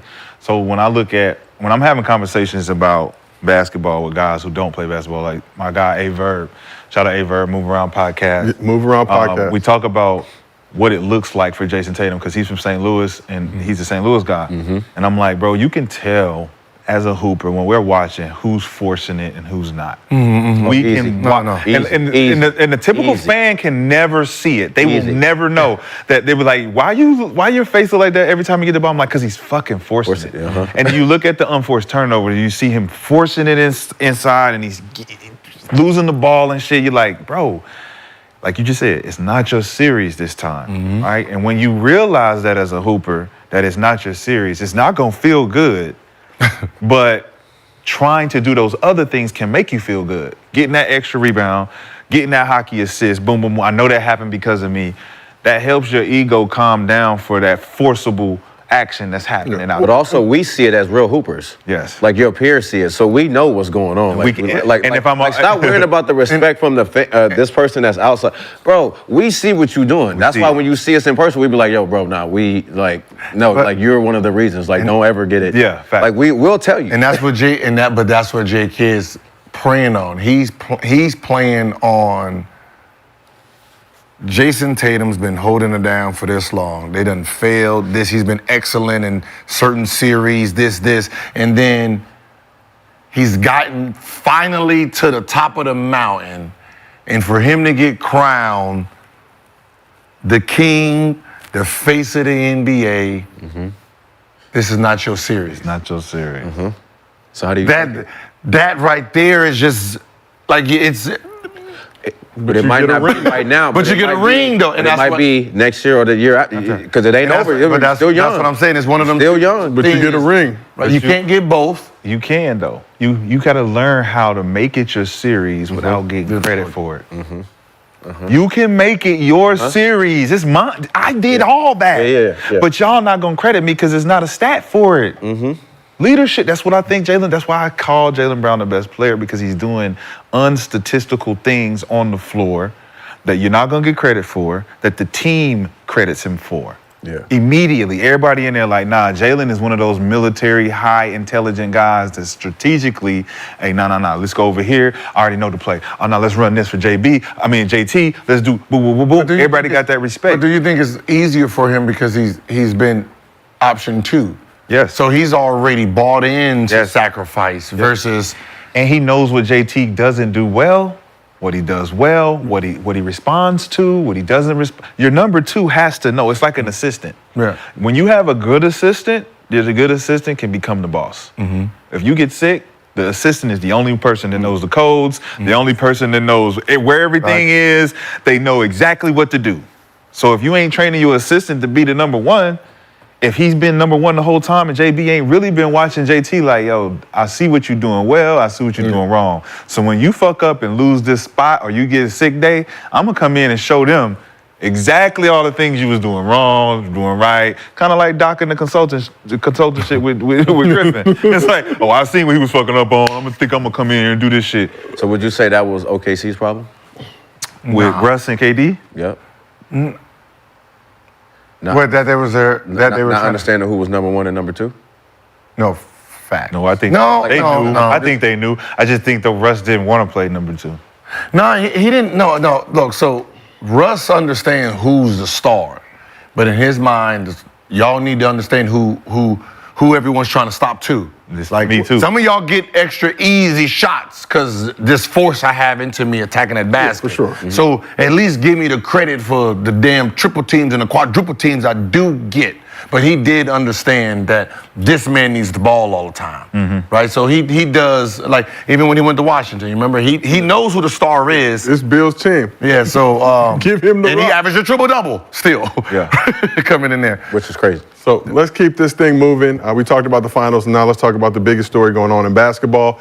On Monday, Dan Hurley pumped fake the Lakers by announcing he was turning down their 6-year, $70 million offer to stay at UConn to go for his 3rd straight natty. So on the heels of that decision, there's a report UConn offered Hurley a new 6-year, $50 million extension, meaning he took $20 million less to stay in Storrs, Connecticut, instead of coming out to LA. Wait, say that again? Say that again? Say that again. He got a new 6-year, $50 million offer from UConn. So he already had a deal, right? Yep. He signed a 6-year extension, last 6-year, $32 million. Now, on the heels of this decision, 6 for 50. So they upped it. Yeah. More So he got. Let me finish the read, Gil, because I think I know where you're going. Took $20 million less to stay in Storrs, Connecticut, not come to the beautiful city of LA. Summertime, it would have been turned up. He could have came to the Drew with the shiny Mr. Clean hat. But although it's unclear who leaked the information to Woj that Hurley has been the Lakers' #1 target since the beginning of their coaching search, it should be noted that there was a great book on Dan's dad, legendary high school coach Bob Hurley Sr. and his team called The Miracle at St. Anthony's that was released back in 2005. Rashad, do you know who wrote that book? Who's wrote that book? Brandon, you know who wrote that book? Who wrote the book about that? The Miracle of St. Anthony's? About Bob Hurley Sr., Dan's dad. No. Should I know? Gil, do you know who wrote that book? I don't care. I just want to. Who wrote the book? Who wrote the book? Woj. Woj wrote the book. He did? He wrote the book. Oh, shit. Yeah, that's crazy. So do with that information what you will. But how embarrassing is it for the Lakers that Dan Hurley decided to stay at UConn? Embarrassing? That's not the story. No, not. That's not the Definitely story. That's not the story. Then what's the story, Gil? Let's Morning say what Glory. the real story is. Please tell me. This is Gil's Arena presented by Underdog Fantasy. Woo woo. That all of it was cap, right? That's the story. He never turned down $70 million because there was no $70 million. So you believe all of that? I believe exactly what I would have did as Hurley. There's this Laker coach, blah, blah, blah, blah, blah, right? They're looking for a coach. I have my guy throw my name in there. You get scared that, you're about to leave, you up my pay. Remember I said this would have made sense when he was a free agent. Remember I said that yesterday? Yeah. I said, this would have made sense if there was a free agent to just throw my name in there because all the Euros do it, right? I'm going to the NBA, I got drafted. I want some money now. I'm never planning on going there, but I get my new money, right? Same thing, this sounded the same, that his name comes out of nowhere. And Lakers was never gonna say this was false. But why wouldn't they say, nah, this ain't? Because We've been rocking with our crew that we've been interviewing. Go ahead. Because then it puts the spotlight back on JJ, and then it makes JJ the focal point, and everything that we've been lying about becomes true. So him putting his name in there, okay, yeah, woo. Lakers never paid nobody that got kind of money for a dude who don't have no NBA credentials.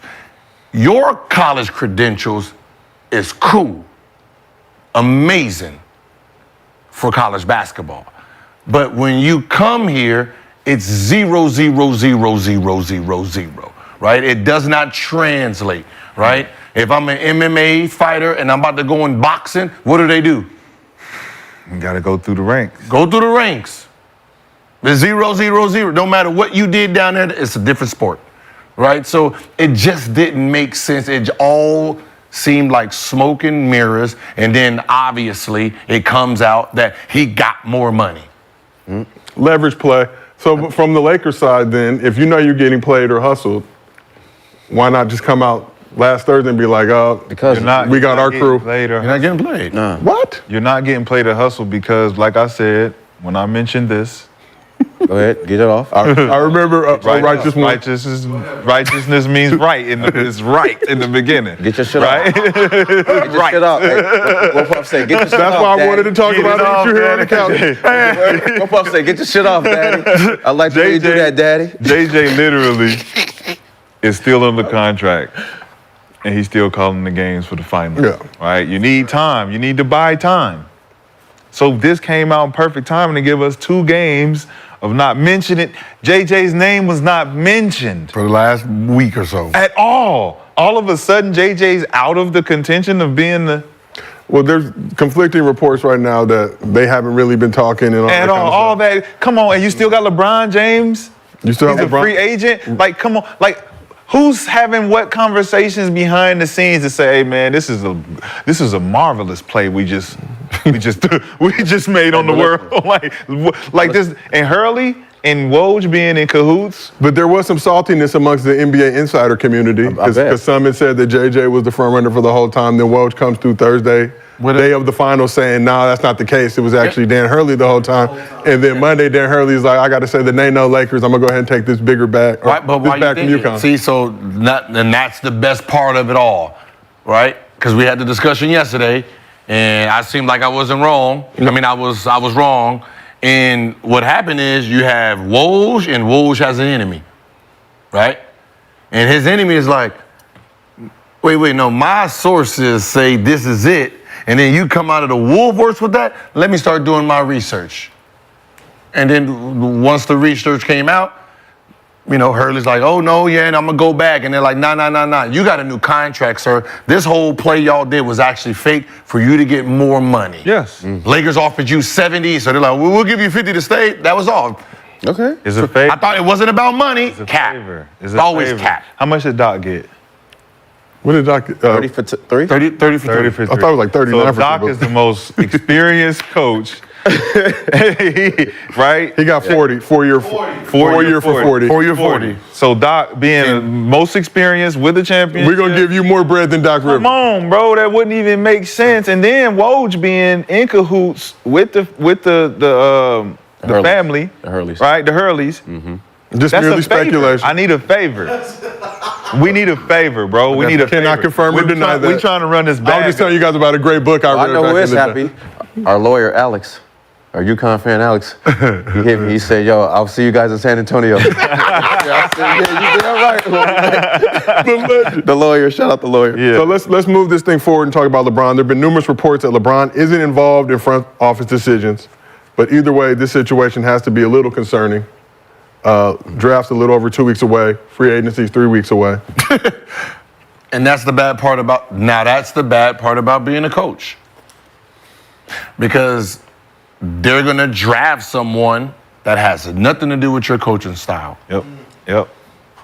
So that's the problem with that's the problem with if a coach has an argument, if every coach has an argument, most likely the argument is going to be in the higher percentage of I don't get to pick the people I want to coach.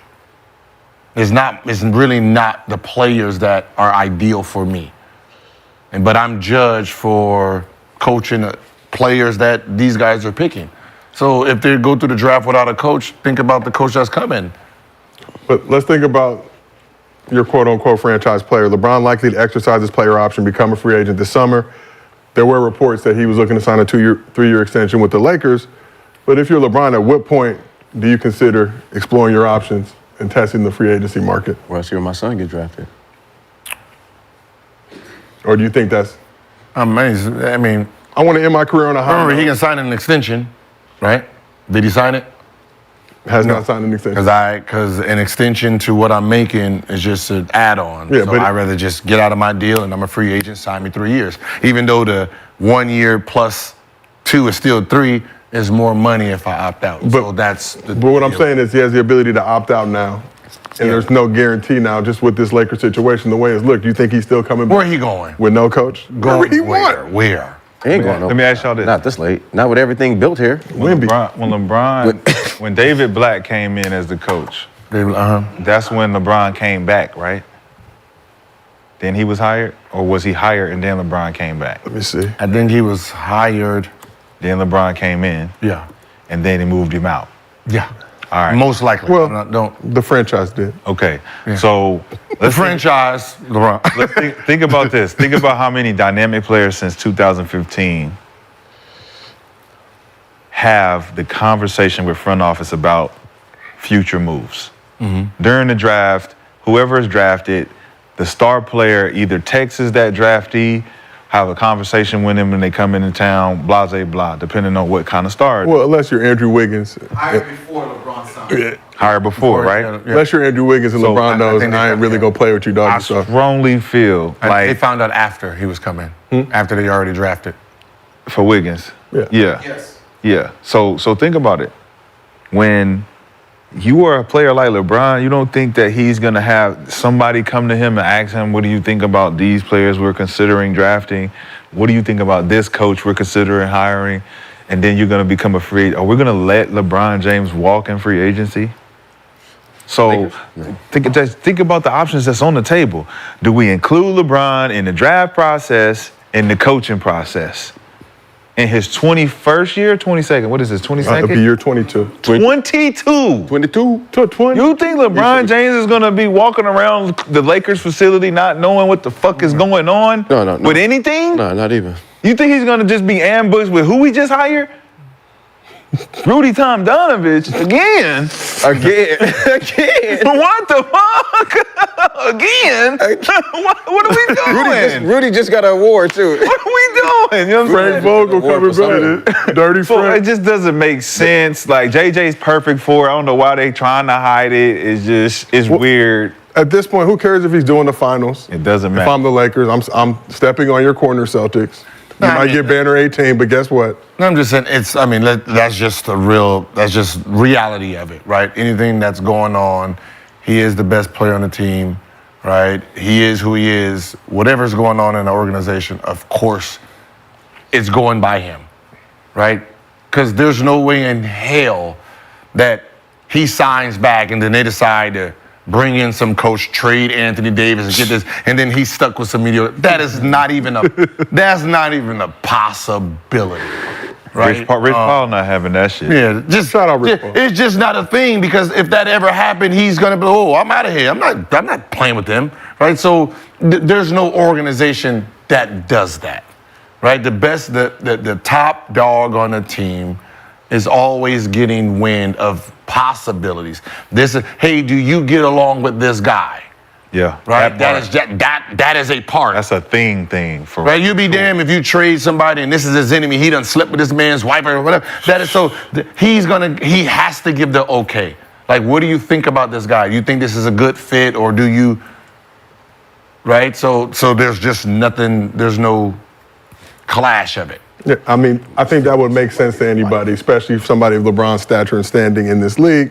Hey, Bron, this is what we think about doing. J.J. Redick or Sam Cassell or Borrego, whoever it ends up being. You cool with that? Yeah, like would that make you want to stay for a couple more years? Even me, shit, I wasn't even up there. And hey, we're looking for a shooting guard. Do you know him? These are the names. Do you know him? And I'm like, hey, Deshaun. And so I had to call Deshaun and talk to Deshaun. When I was a free agent, Larry Hughes called me. Right? That's how it. Like these are the type of people we're looking for. Do you have any friends? So for the most part, the players are. So when they say LeBron is filling out his roster, yeah. And he's calling around. The fuck you really think I'm just gonna let you just bring motherfuckers on this team that I don't know or have the relationship with, and that doesn't play the style? That's kind of. So as a star player, franchise player like you were in your day, the team is coming to you and saying, "Yeah, they're this asking. is what we're thinking about." Yeah, they're asking, hey, how does this player style? Does he fit the offense? What do you think? And are you vetoing, or you be like, nah, I can't play with that guy? Nah, because for the most part, a coach is scouting, but they're not really looking at how a player functions and plays. We have to know the game plan, right? So I have to know how these two play, right? If I got to guard him and stop him. Yep. So when he says, hey, can this guy fit with you? I have to remember how he plays. I have to remember the scouting report on him to see if that kind of fits our style of play. Yep. And then they're like, no, yeah. I know how to use them, right? That's how that works. And it probably wouldn't have been no shade as far as like if he didn't fit, it's just kind of like That's how it would be. Yeah, he's a little slow, just slow on his feet. This was my whole thing. He's a ball stopper, so that's gonna mess up with Antoine. Like that's how it sounds. When the Dan Hurley news broke, like, you've had a tremendous career in college. You have not coached in the league. So those natties don't mean shit when now you get to LA, deal with the LA media market. Same thing with Coach K in 2004 when they tried to make a move for him there. It's like, everything you did at Duke is amazing. But did his contract go higher off of it? We don't know, but that's what I'm saying. But it's not like, I'm ready to come now. We got. It just sounds, but what I'm saying, it just sounds dumb that you've been coaching for this long and everybody knows the next level is the next level. The next level heightens your money down here if you try to go back. Yeah, for sure. Right? It's an upgrade to president. Yes. Right? As long as you have the president stamp, when you go back down in these other rooms, you are the king because I went to the next level. So to say that the next level offered you $70 million and you're going to sit down here with $23 million, that just doesn't sound logical. It doesn't, but I went to the next level, got $10 million a year. When I come down, I'm technically God now. But why leave if you're already God where you're at? But you're not God. Are you paid like God? Well, getting $5 closer. million? Are you paid like God? $5 million a year? Getting closer. Thank God. Getting closer. But I'm not. But if I go here for 2-3 years and they fire me, when I come back, I am. You can go anywhere you want. The price of the brick has gone up to quote the great Yes, Marlowe. but that's what I'm saying. So I have to go in here to get that. Yeah, I gotta go meet the plug. Yeah. So I gotta go meet the plug. You get the prices. I get the prices now. Give me the Greek. Cut out Prop Joe. You know, I've been rewatching The Wire. Tremendous series. Because even if I fail down there, I'm damn near 100% guaranteed at this next level. Yeah. Facts. I done coach pros, right? That is a stamp. That is a gold standard stamp. I think so. That's why I said it didn't make sense. It fool's gold. The translation didn't make sense to me though. We talk about the rookie coaches coming in from college and knowing that they're not really going to translate to the pros. And it's not the systematic side more than it is coaching players. When you coaching certain players that you can't control, when you're used to controlling young men, teenagers, you can manipulate and tell them this, tell them that. When you talking to them grown ass men, like, hey, coach, listen up, man. This ain't fucking college. You can move the fuck around with all that running shit, bro. We take days off out here. We just shoot around out here. So, like, how do you adjust? Even Coach K, when you look at Coach K trying to adjust to NBA, he would say that he would do well because he coached them in the USA. Yeah. He was able to mitigate all those egos. But then you put him in a situation and you're like, well, what's up, Coach K? Why is it not translating? Now you got to deal with Kobe and shit, you know. So it's like, it's always going to be an adjustment period. But you look at Rick Pitino and all those other coaches who came from college, Rick goes back. He didn't win no chips. You know what I'm saying? Larry Brown, you Rick. won, and then you went to college. You ain't win no chips in college. It's a different game when you go back down. Yeah. You know what I'm saying? But you still got your prestige, and they still respect you just as much, though. So we talked about the price of the brick going up. We're going to shift this over to WNBA. Record-breaking numbers women's basketball did during the NCAA tournament has trickled up to the WNBA this season as the league has seen unprecedented growth thanks to the emergence of a strong rookie class headlined by #1 overall pick Caitlin Clark. So WNBA released a report recently. Numbers are beyond impressive. Attendance is up 156% from last year, and more than half of all WNBA games this year have been sellouts. This year's televised games are averaging 1.32 million viewers, nearly triple last season's average of 462,000. Continuing, the WNBA's online merchandise stores already set a single-season sales record with more than 4 months left in the season, and sales are up 756% compared to last year. And the WNBA social channels garnered 157 million video views through the first week of the season, an all-time high and up 380% compared to last year. The WNBA also set an all-time high for League Pass subscriptions last month with a 355% increase versus last season. That is. Shout out WNBA. Can they get some smoke here? No? I see you out here. Wait, give the WNBA Some congratulatory some smoke.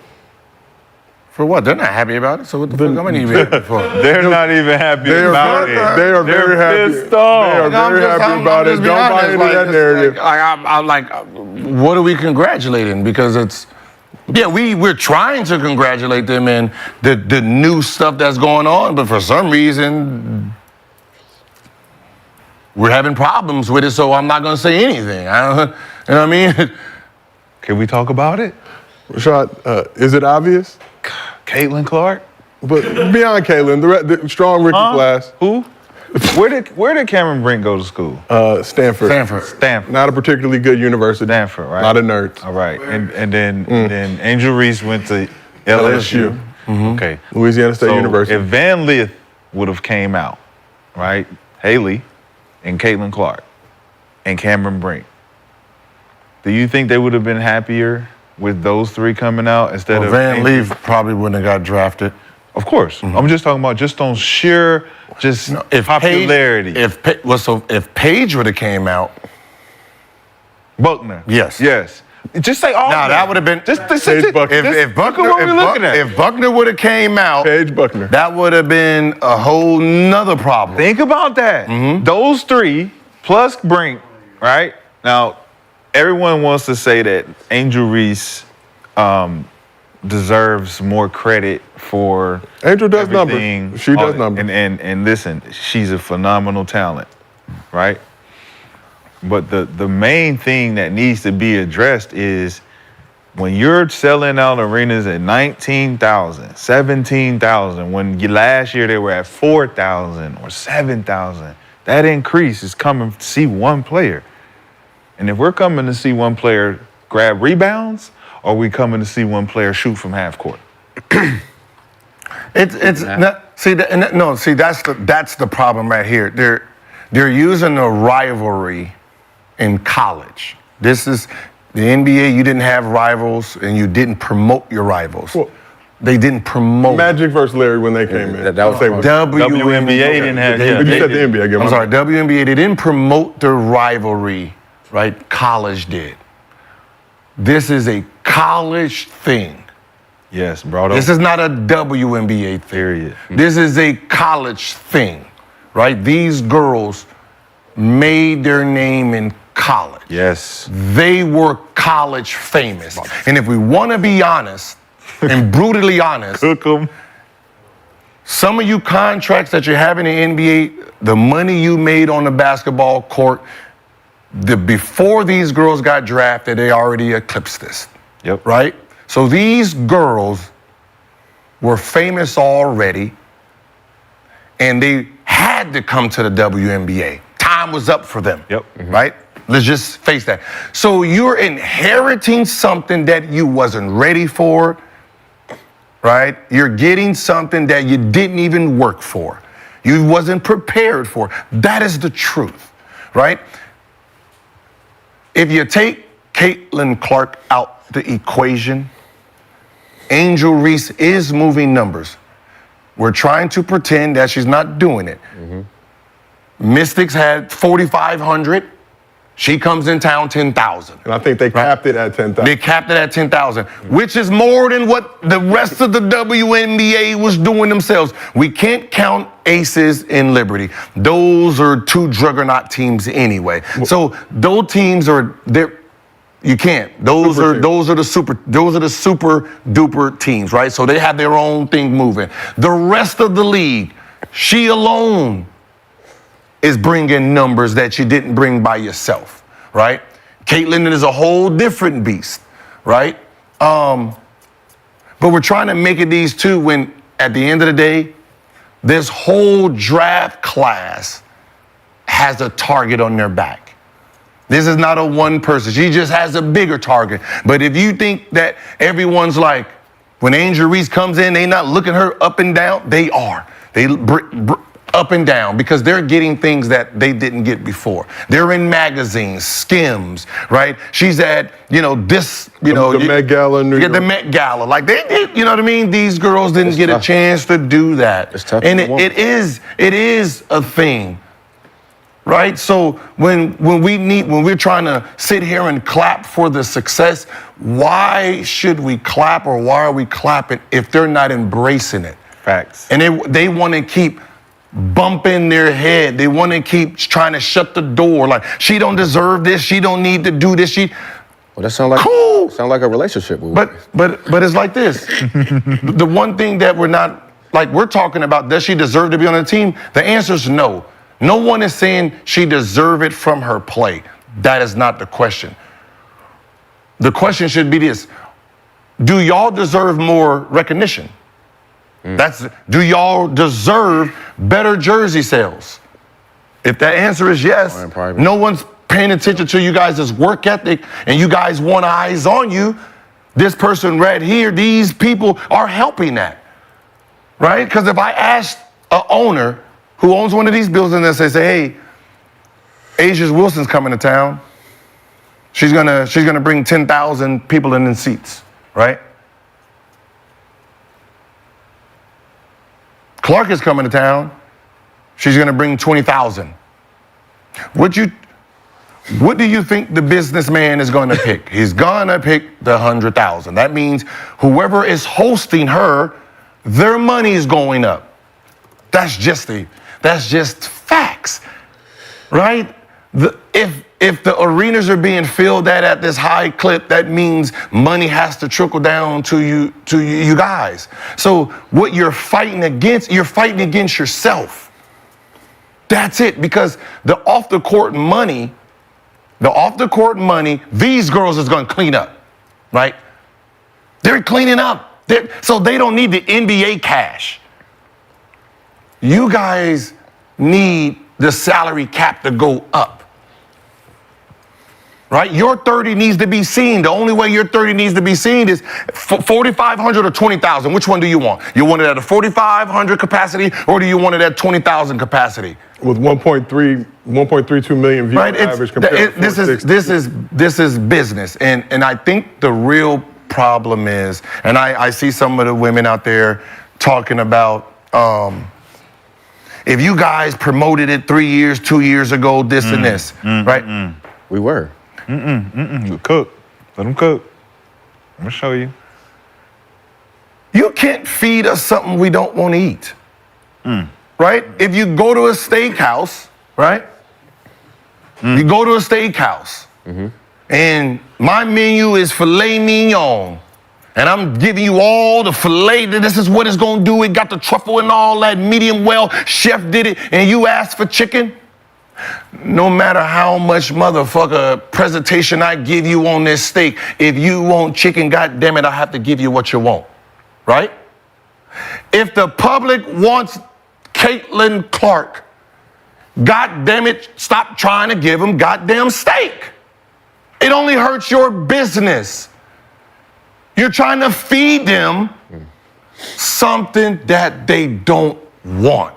If this is what they want, god damn it, load the fuck up on the chicken. Popeye's chicken, hey, they got, listen, we got legs, thighs, macaroni and cheese. You can sit there and load the fuck up on it if you want to. You're gonna be backwards on money. These motherfuckers out here want the chicken, huh? Chicken breast coming. You know what? I don't even have chicken, but I'm gonna cut these 3 pieces, put it on this bread, and sell it to you. They're gonna bring in the most chicken until you are done eating it. They're gonna maximize the dollar. And it's fucking weird at this point. Yeah, it's bad. It's weird. Can I say this? Lisa Leslie said to Draymond Green, why don't y'all give us some money, or y'all money, to help with the WNBA salaries and all that shit, right? And you got an opportunity that comes years later where you can actually maximize that on your own by bringing this girl, and this girl onto the team, maximizes availability, audience, resources, relationships, advertisements, marketing, all of those things go up. Like you said, salary cap even goes up because we're investing now into these new players. These new players we just talked about come from college, where they had what? Their own fan bases. In my book, I always talked about when you are a college player and you've developed your own fan base through those 3 or 4 years that you did in college, and you go into the NBA, you have your own distinct fan base. Depending on what city you go into, that's gonna show up to see you because you was just there. Oh, we can't wait to see how you're gonna do at the next level. These are 3 players, Cameron Brink. These are the top players, but they all of them. You know, there's still Kate Martin, a couple other players that developed the fan base. Kia Jack. You know, there's certain people, right? So you look at this dynamic and you say, well, why is it that they're being so unreceptive to these new developments that help them, right? Then you look at how the older players is just kind of like the And One mixtape. One professor was on our episode, and he said these old dudes didn't understand that we the new money, we the new vibe. Trying to push it, yeah. We're not trying to take your spot. We're trying to up the pot. We're trying to up the pot. So the fact that I gotta take your spot, you know what you gotta do? Move the fuck around. Diana Taurasi. Move the fuck around. We don't need you to hate on. You're not propelling her. You're not taking her here because no one pushed you down here when you came in.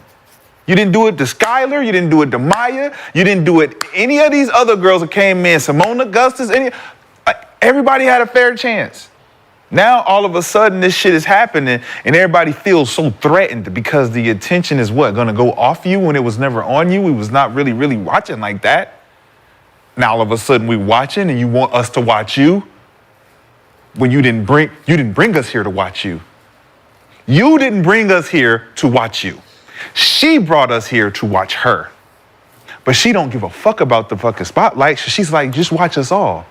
I love women's sports. She likes softball. She likes all of the women's everything. And that's not just Caitlyn, because I know she doesn't really address none of this shit. But I know Angel will. But she's not going to address it in the way that it should be addressed, where we're helping y'all. We're helping y'all, which in turn helps us all. We are helping us. But people don't see it like that. Of course not. No one does. Like, I mean, because a lot of these women, they on out.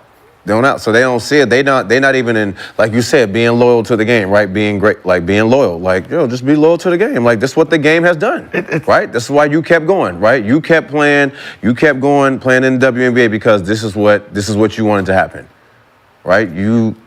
This is what happens when you keep going. So, okay, but you gotta, now it's time to move So why not around. just take the high road and move around and help? It's like, this is all about, like, this is not about, I think everyone's in their feelings and they don't understand, no matter what your feelings is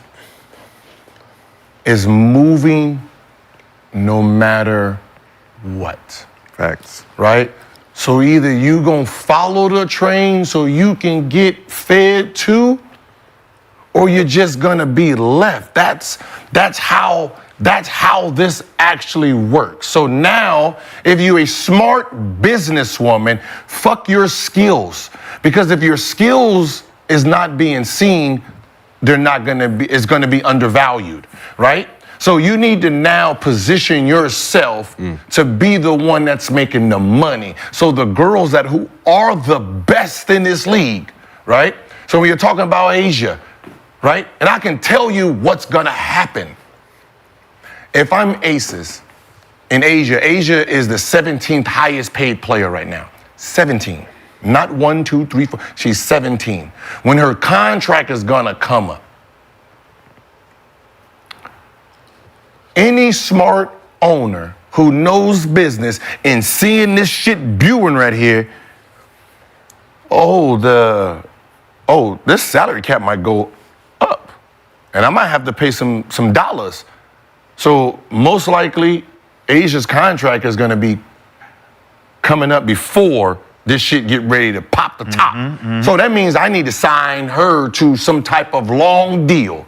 So that means she's in this deal 4 or 5 years before it pops. Yep. So Asia's the type of, she's in the position to see. And now she has to really smarten up and realize I'm gonna have to take a 1-year deal, 1-year deal, 2-year deal. So when it explodes, she's the first one to benefit from it. Because the money, the way it's all moving, money's coming. Yes. Right? Sponsors is coming, money's coming. And you don't want to be locked down in some 6-year deal, 5-year deal when that cap come off. When that cap come off, Asia needs to be the first one to say, hey, 4-year, 5-year, 20, whatever that's going to be. You have to start thinking business because the people that's up here are doing that. And that's all this is. These are business moves. Right? And I know, for the most part, most of these women have never been in there because everything has been capped off. Everything is a fixed rate. So when everything is a fixed rate, you don't really have to go into anything really thinking about nothing. Right? It's just, okay, this is the best team, boom, boom, boom. Now when salary caps is going up, now it's a chess game for you. Think about when the tank comes through the hood or comes through the block. Tank. Yeah, the SWAT team. I've never seen a tank do that, but I'm putting my mind. Remember in NWA when it was coming through in the beginning? He had to run out the window. Who was behind the tank? They was behind the tank. Because the tank coming through. Get behind the tank. It's going to be an easy path for you. The tank going to bulldoze everything over. Just walk behind the tank. You got tanks paving the way for you right now, and you ain't never really had this type of view. Listen, or quit. They not gonna quit. It's not. I mean, like, not gonna quit. No, it's not. Go home. Like, I mean, True. because at the end of the day, listen, you're gonna kill yourself. You're about to kill yourself anyway. Because at the end of the day, you're gonna get up out of here. We're gonna move you up out of here. It's not- One thing, Metaphorically. the WNBA, they are gonna move on. See, So, no, but you're gonna you know, kill I think the yourself problem. or- You know, I think the problem is because we sound so aggressive. They don't want to actually listen to the real message, right? And the real message is this: you wanted eyes on you for people to see your skill, right? When people was talking about you need to do all these other things for people to see it, you didn't want to do it, right? Well, a group of girls decided to, right? And the girls, the fans, the ages from 8 to 19, this is who's following. So when you say all these new fans to the W, I want to say, hold on. These are not new fans to the W. These are these girls' fans following them. They're not new WNBA fans. They're old Caitlin Clark fans. Yep. They're Angel Reese fans. Yep. They're Brick fans. They're Cardosa fans. South Carolina had their own fucking fans. Yeah. So even these are these girls' fans moving with them. So they're not new WNBA fans. The media is new to here, Yep. but they follow them from here. So if we want to be really correct here, because they're not coming to all the games selling out, as you can know. You go from 20,000 to 4,000, right? So they're not following all you guys. But what you need to do is, just like you've been doing, when that 20,000 crowd is there, do you. Hoop. Right? Because when you do you, it's spotlighted in a bigger audience. Right? You know Kennedy? Right? She was on the radar for doing something like this. So they're like, oh, she's a bad apple. Boom, 25. Oh, shit, she's good. Oh, hooper. You know, she's a hooper. That's it. That's the play.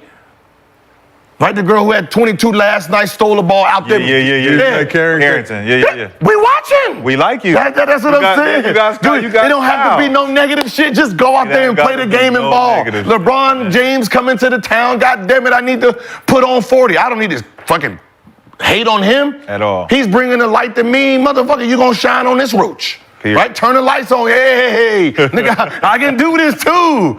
Like, shit, hey, that number 0 is kind of good. Let me go ahead and see what the schedule look like. Yeah, I Chelsea want to see Mitchell. her next time. That's the play here. Yep.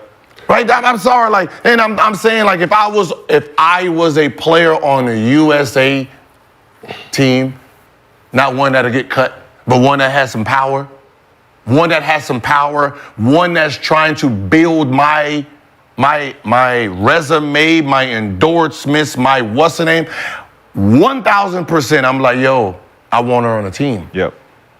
The reason is she comes with something that I don't have right now. And I can use. And I can use it. She can use me because she gets to win a fucking gold. Yep. In the trade of this gold, I get millions of people to get to watch and know who I am. Slapping hands with her. Yeah. On the thing. That's like playing with Wemby. Come on, you know. It's like playing with Wemby. Like, why would you not want to And that's take us out of that? But let's go back to the girl that was on 18? on First Take talking about Stephen A. Smith. What was her name? Anthony Was it Monica McNutt or McNutt. Said that 3 years ago you could have been promoting WNBA and right? So Stephen A. could have been like, okay, what did you want me to promote?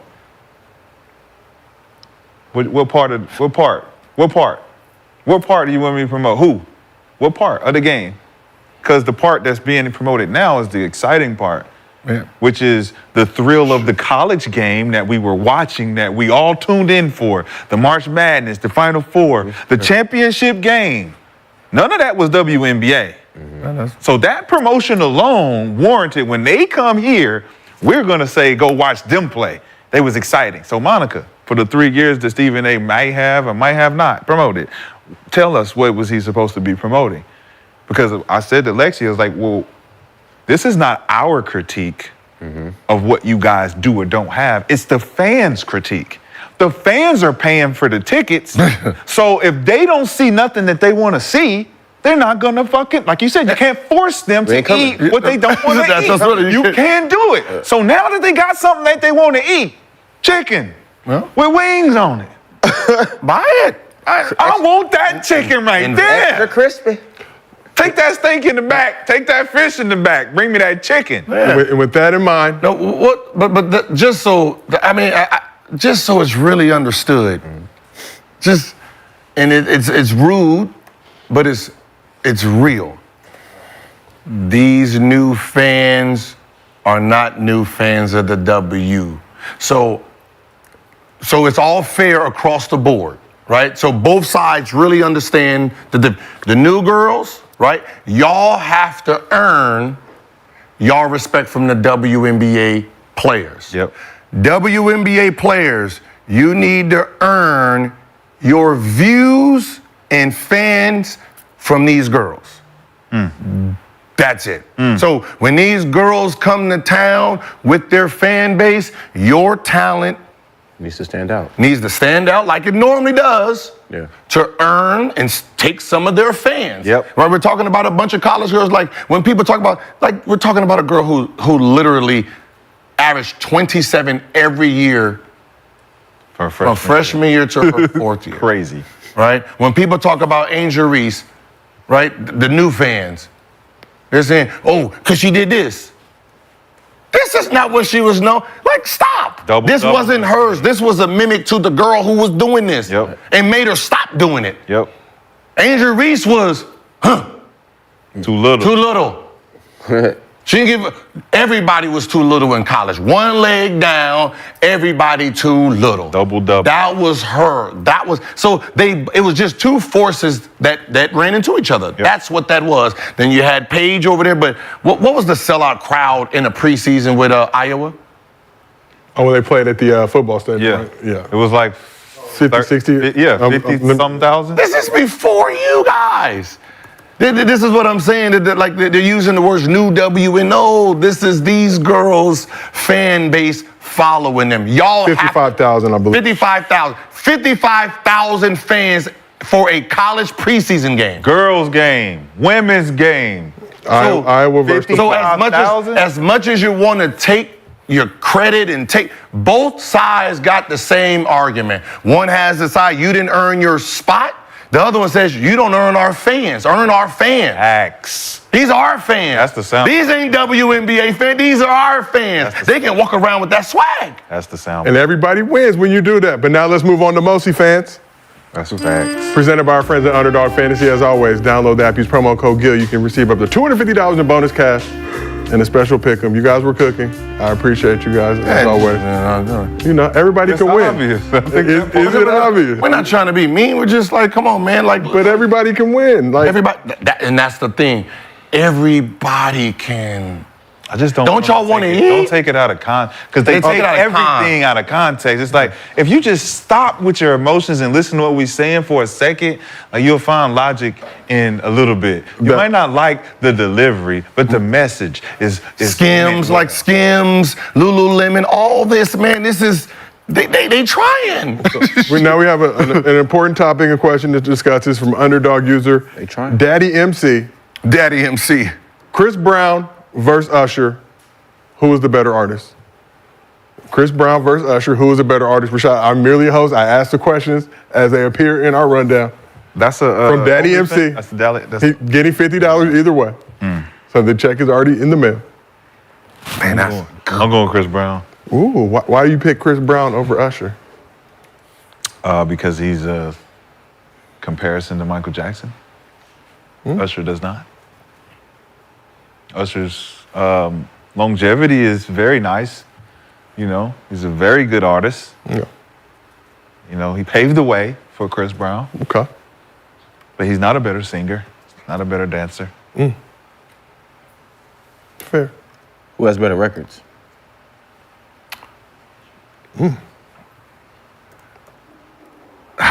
Because you just talking stage presence right now. Usher, I mean, like who got the better record? But the problem is, God damn, I ain't. Who had Jermaine Dupri? That's a good one. Huh? Who had Jermaine Dupri? Okay, so what is the criteria here? Because I didn't want to answer That's this. what I'm saying, because you're talking What is about the- stage presence and dancing and all that, but I'm talking about who just got better records. I'm talking about ability. Records? Yeah, ability. records. Who got the better records?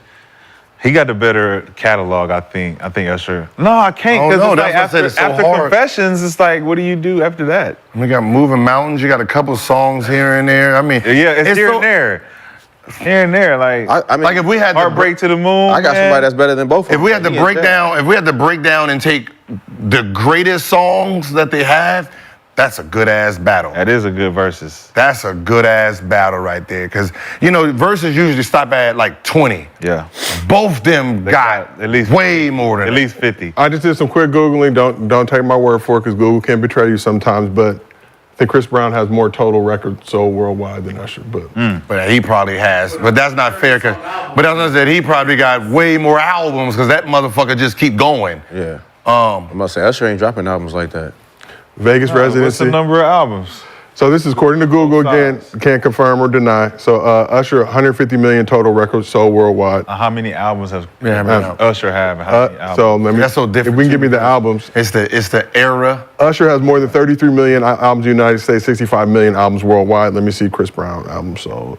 Again, this is according to Google. You saying how many? No, not albums. Album. sold. How many albums? Oh. made? Yeah, how many albums made? Let me see, brother. I'm going with, you know what? Y'all put me to work. I'm gonna go with Breezy. The reason I'm gonna go with Breezy is before he fell. So Chris Brown, 11 studio albums. Usher, 9 studio albums.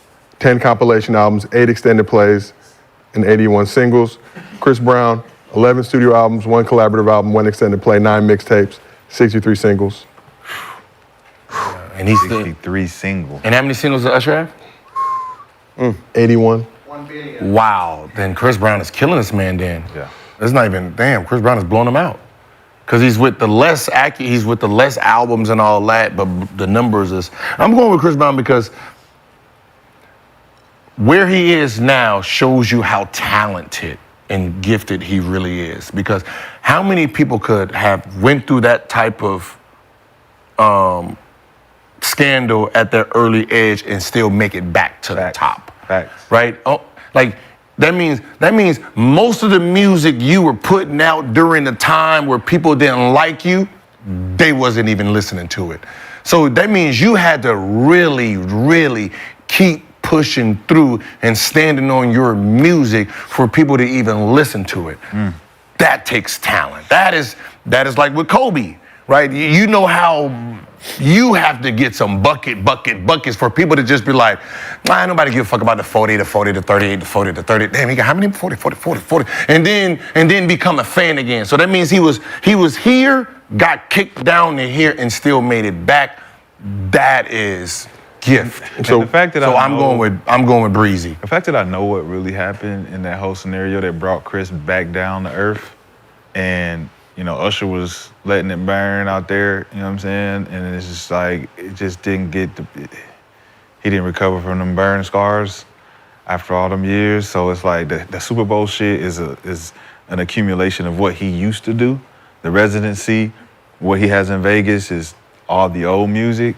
But like Chris Brown, like his talent, his songwriting, his ability to shake the crowd, his performances, like he's giving you 25, 30 track albums. Like he has so much music he still haven't released. Like his work ethic is similar to Tupac's. It's like it's out of this world. So I always go on talent. Like the stats is cool, but Chris is he's a different dude. And he did it at what, 12 years old. He was They both were young. yeah, they both was young when they was doing it, but I just think Chris that's a real good one though. So we asked the chat. I mean, my favorite. I'm gonna pick neither one. I would have did that. I mean, Well, that's my favorite's in jail, so he better than both of them. Who's that? no. On that note, on that note, We asked the chat. We asked the chat who's the better artist. 62% said Chris Brown. We were discussing it after the show. We appreciate everybody in the chat for pulling up to another episode of Gil's Arena presented by Underdog Fantasy. Whoa, whoa. Make sure you stick around for Sheed and Tyler coming up.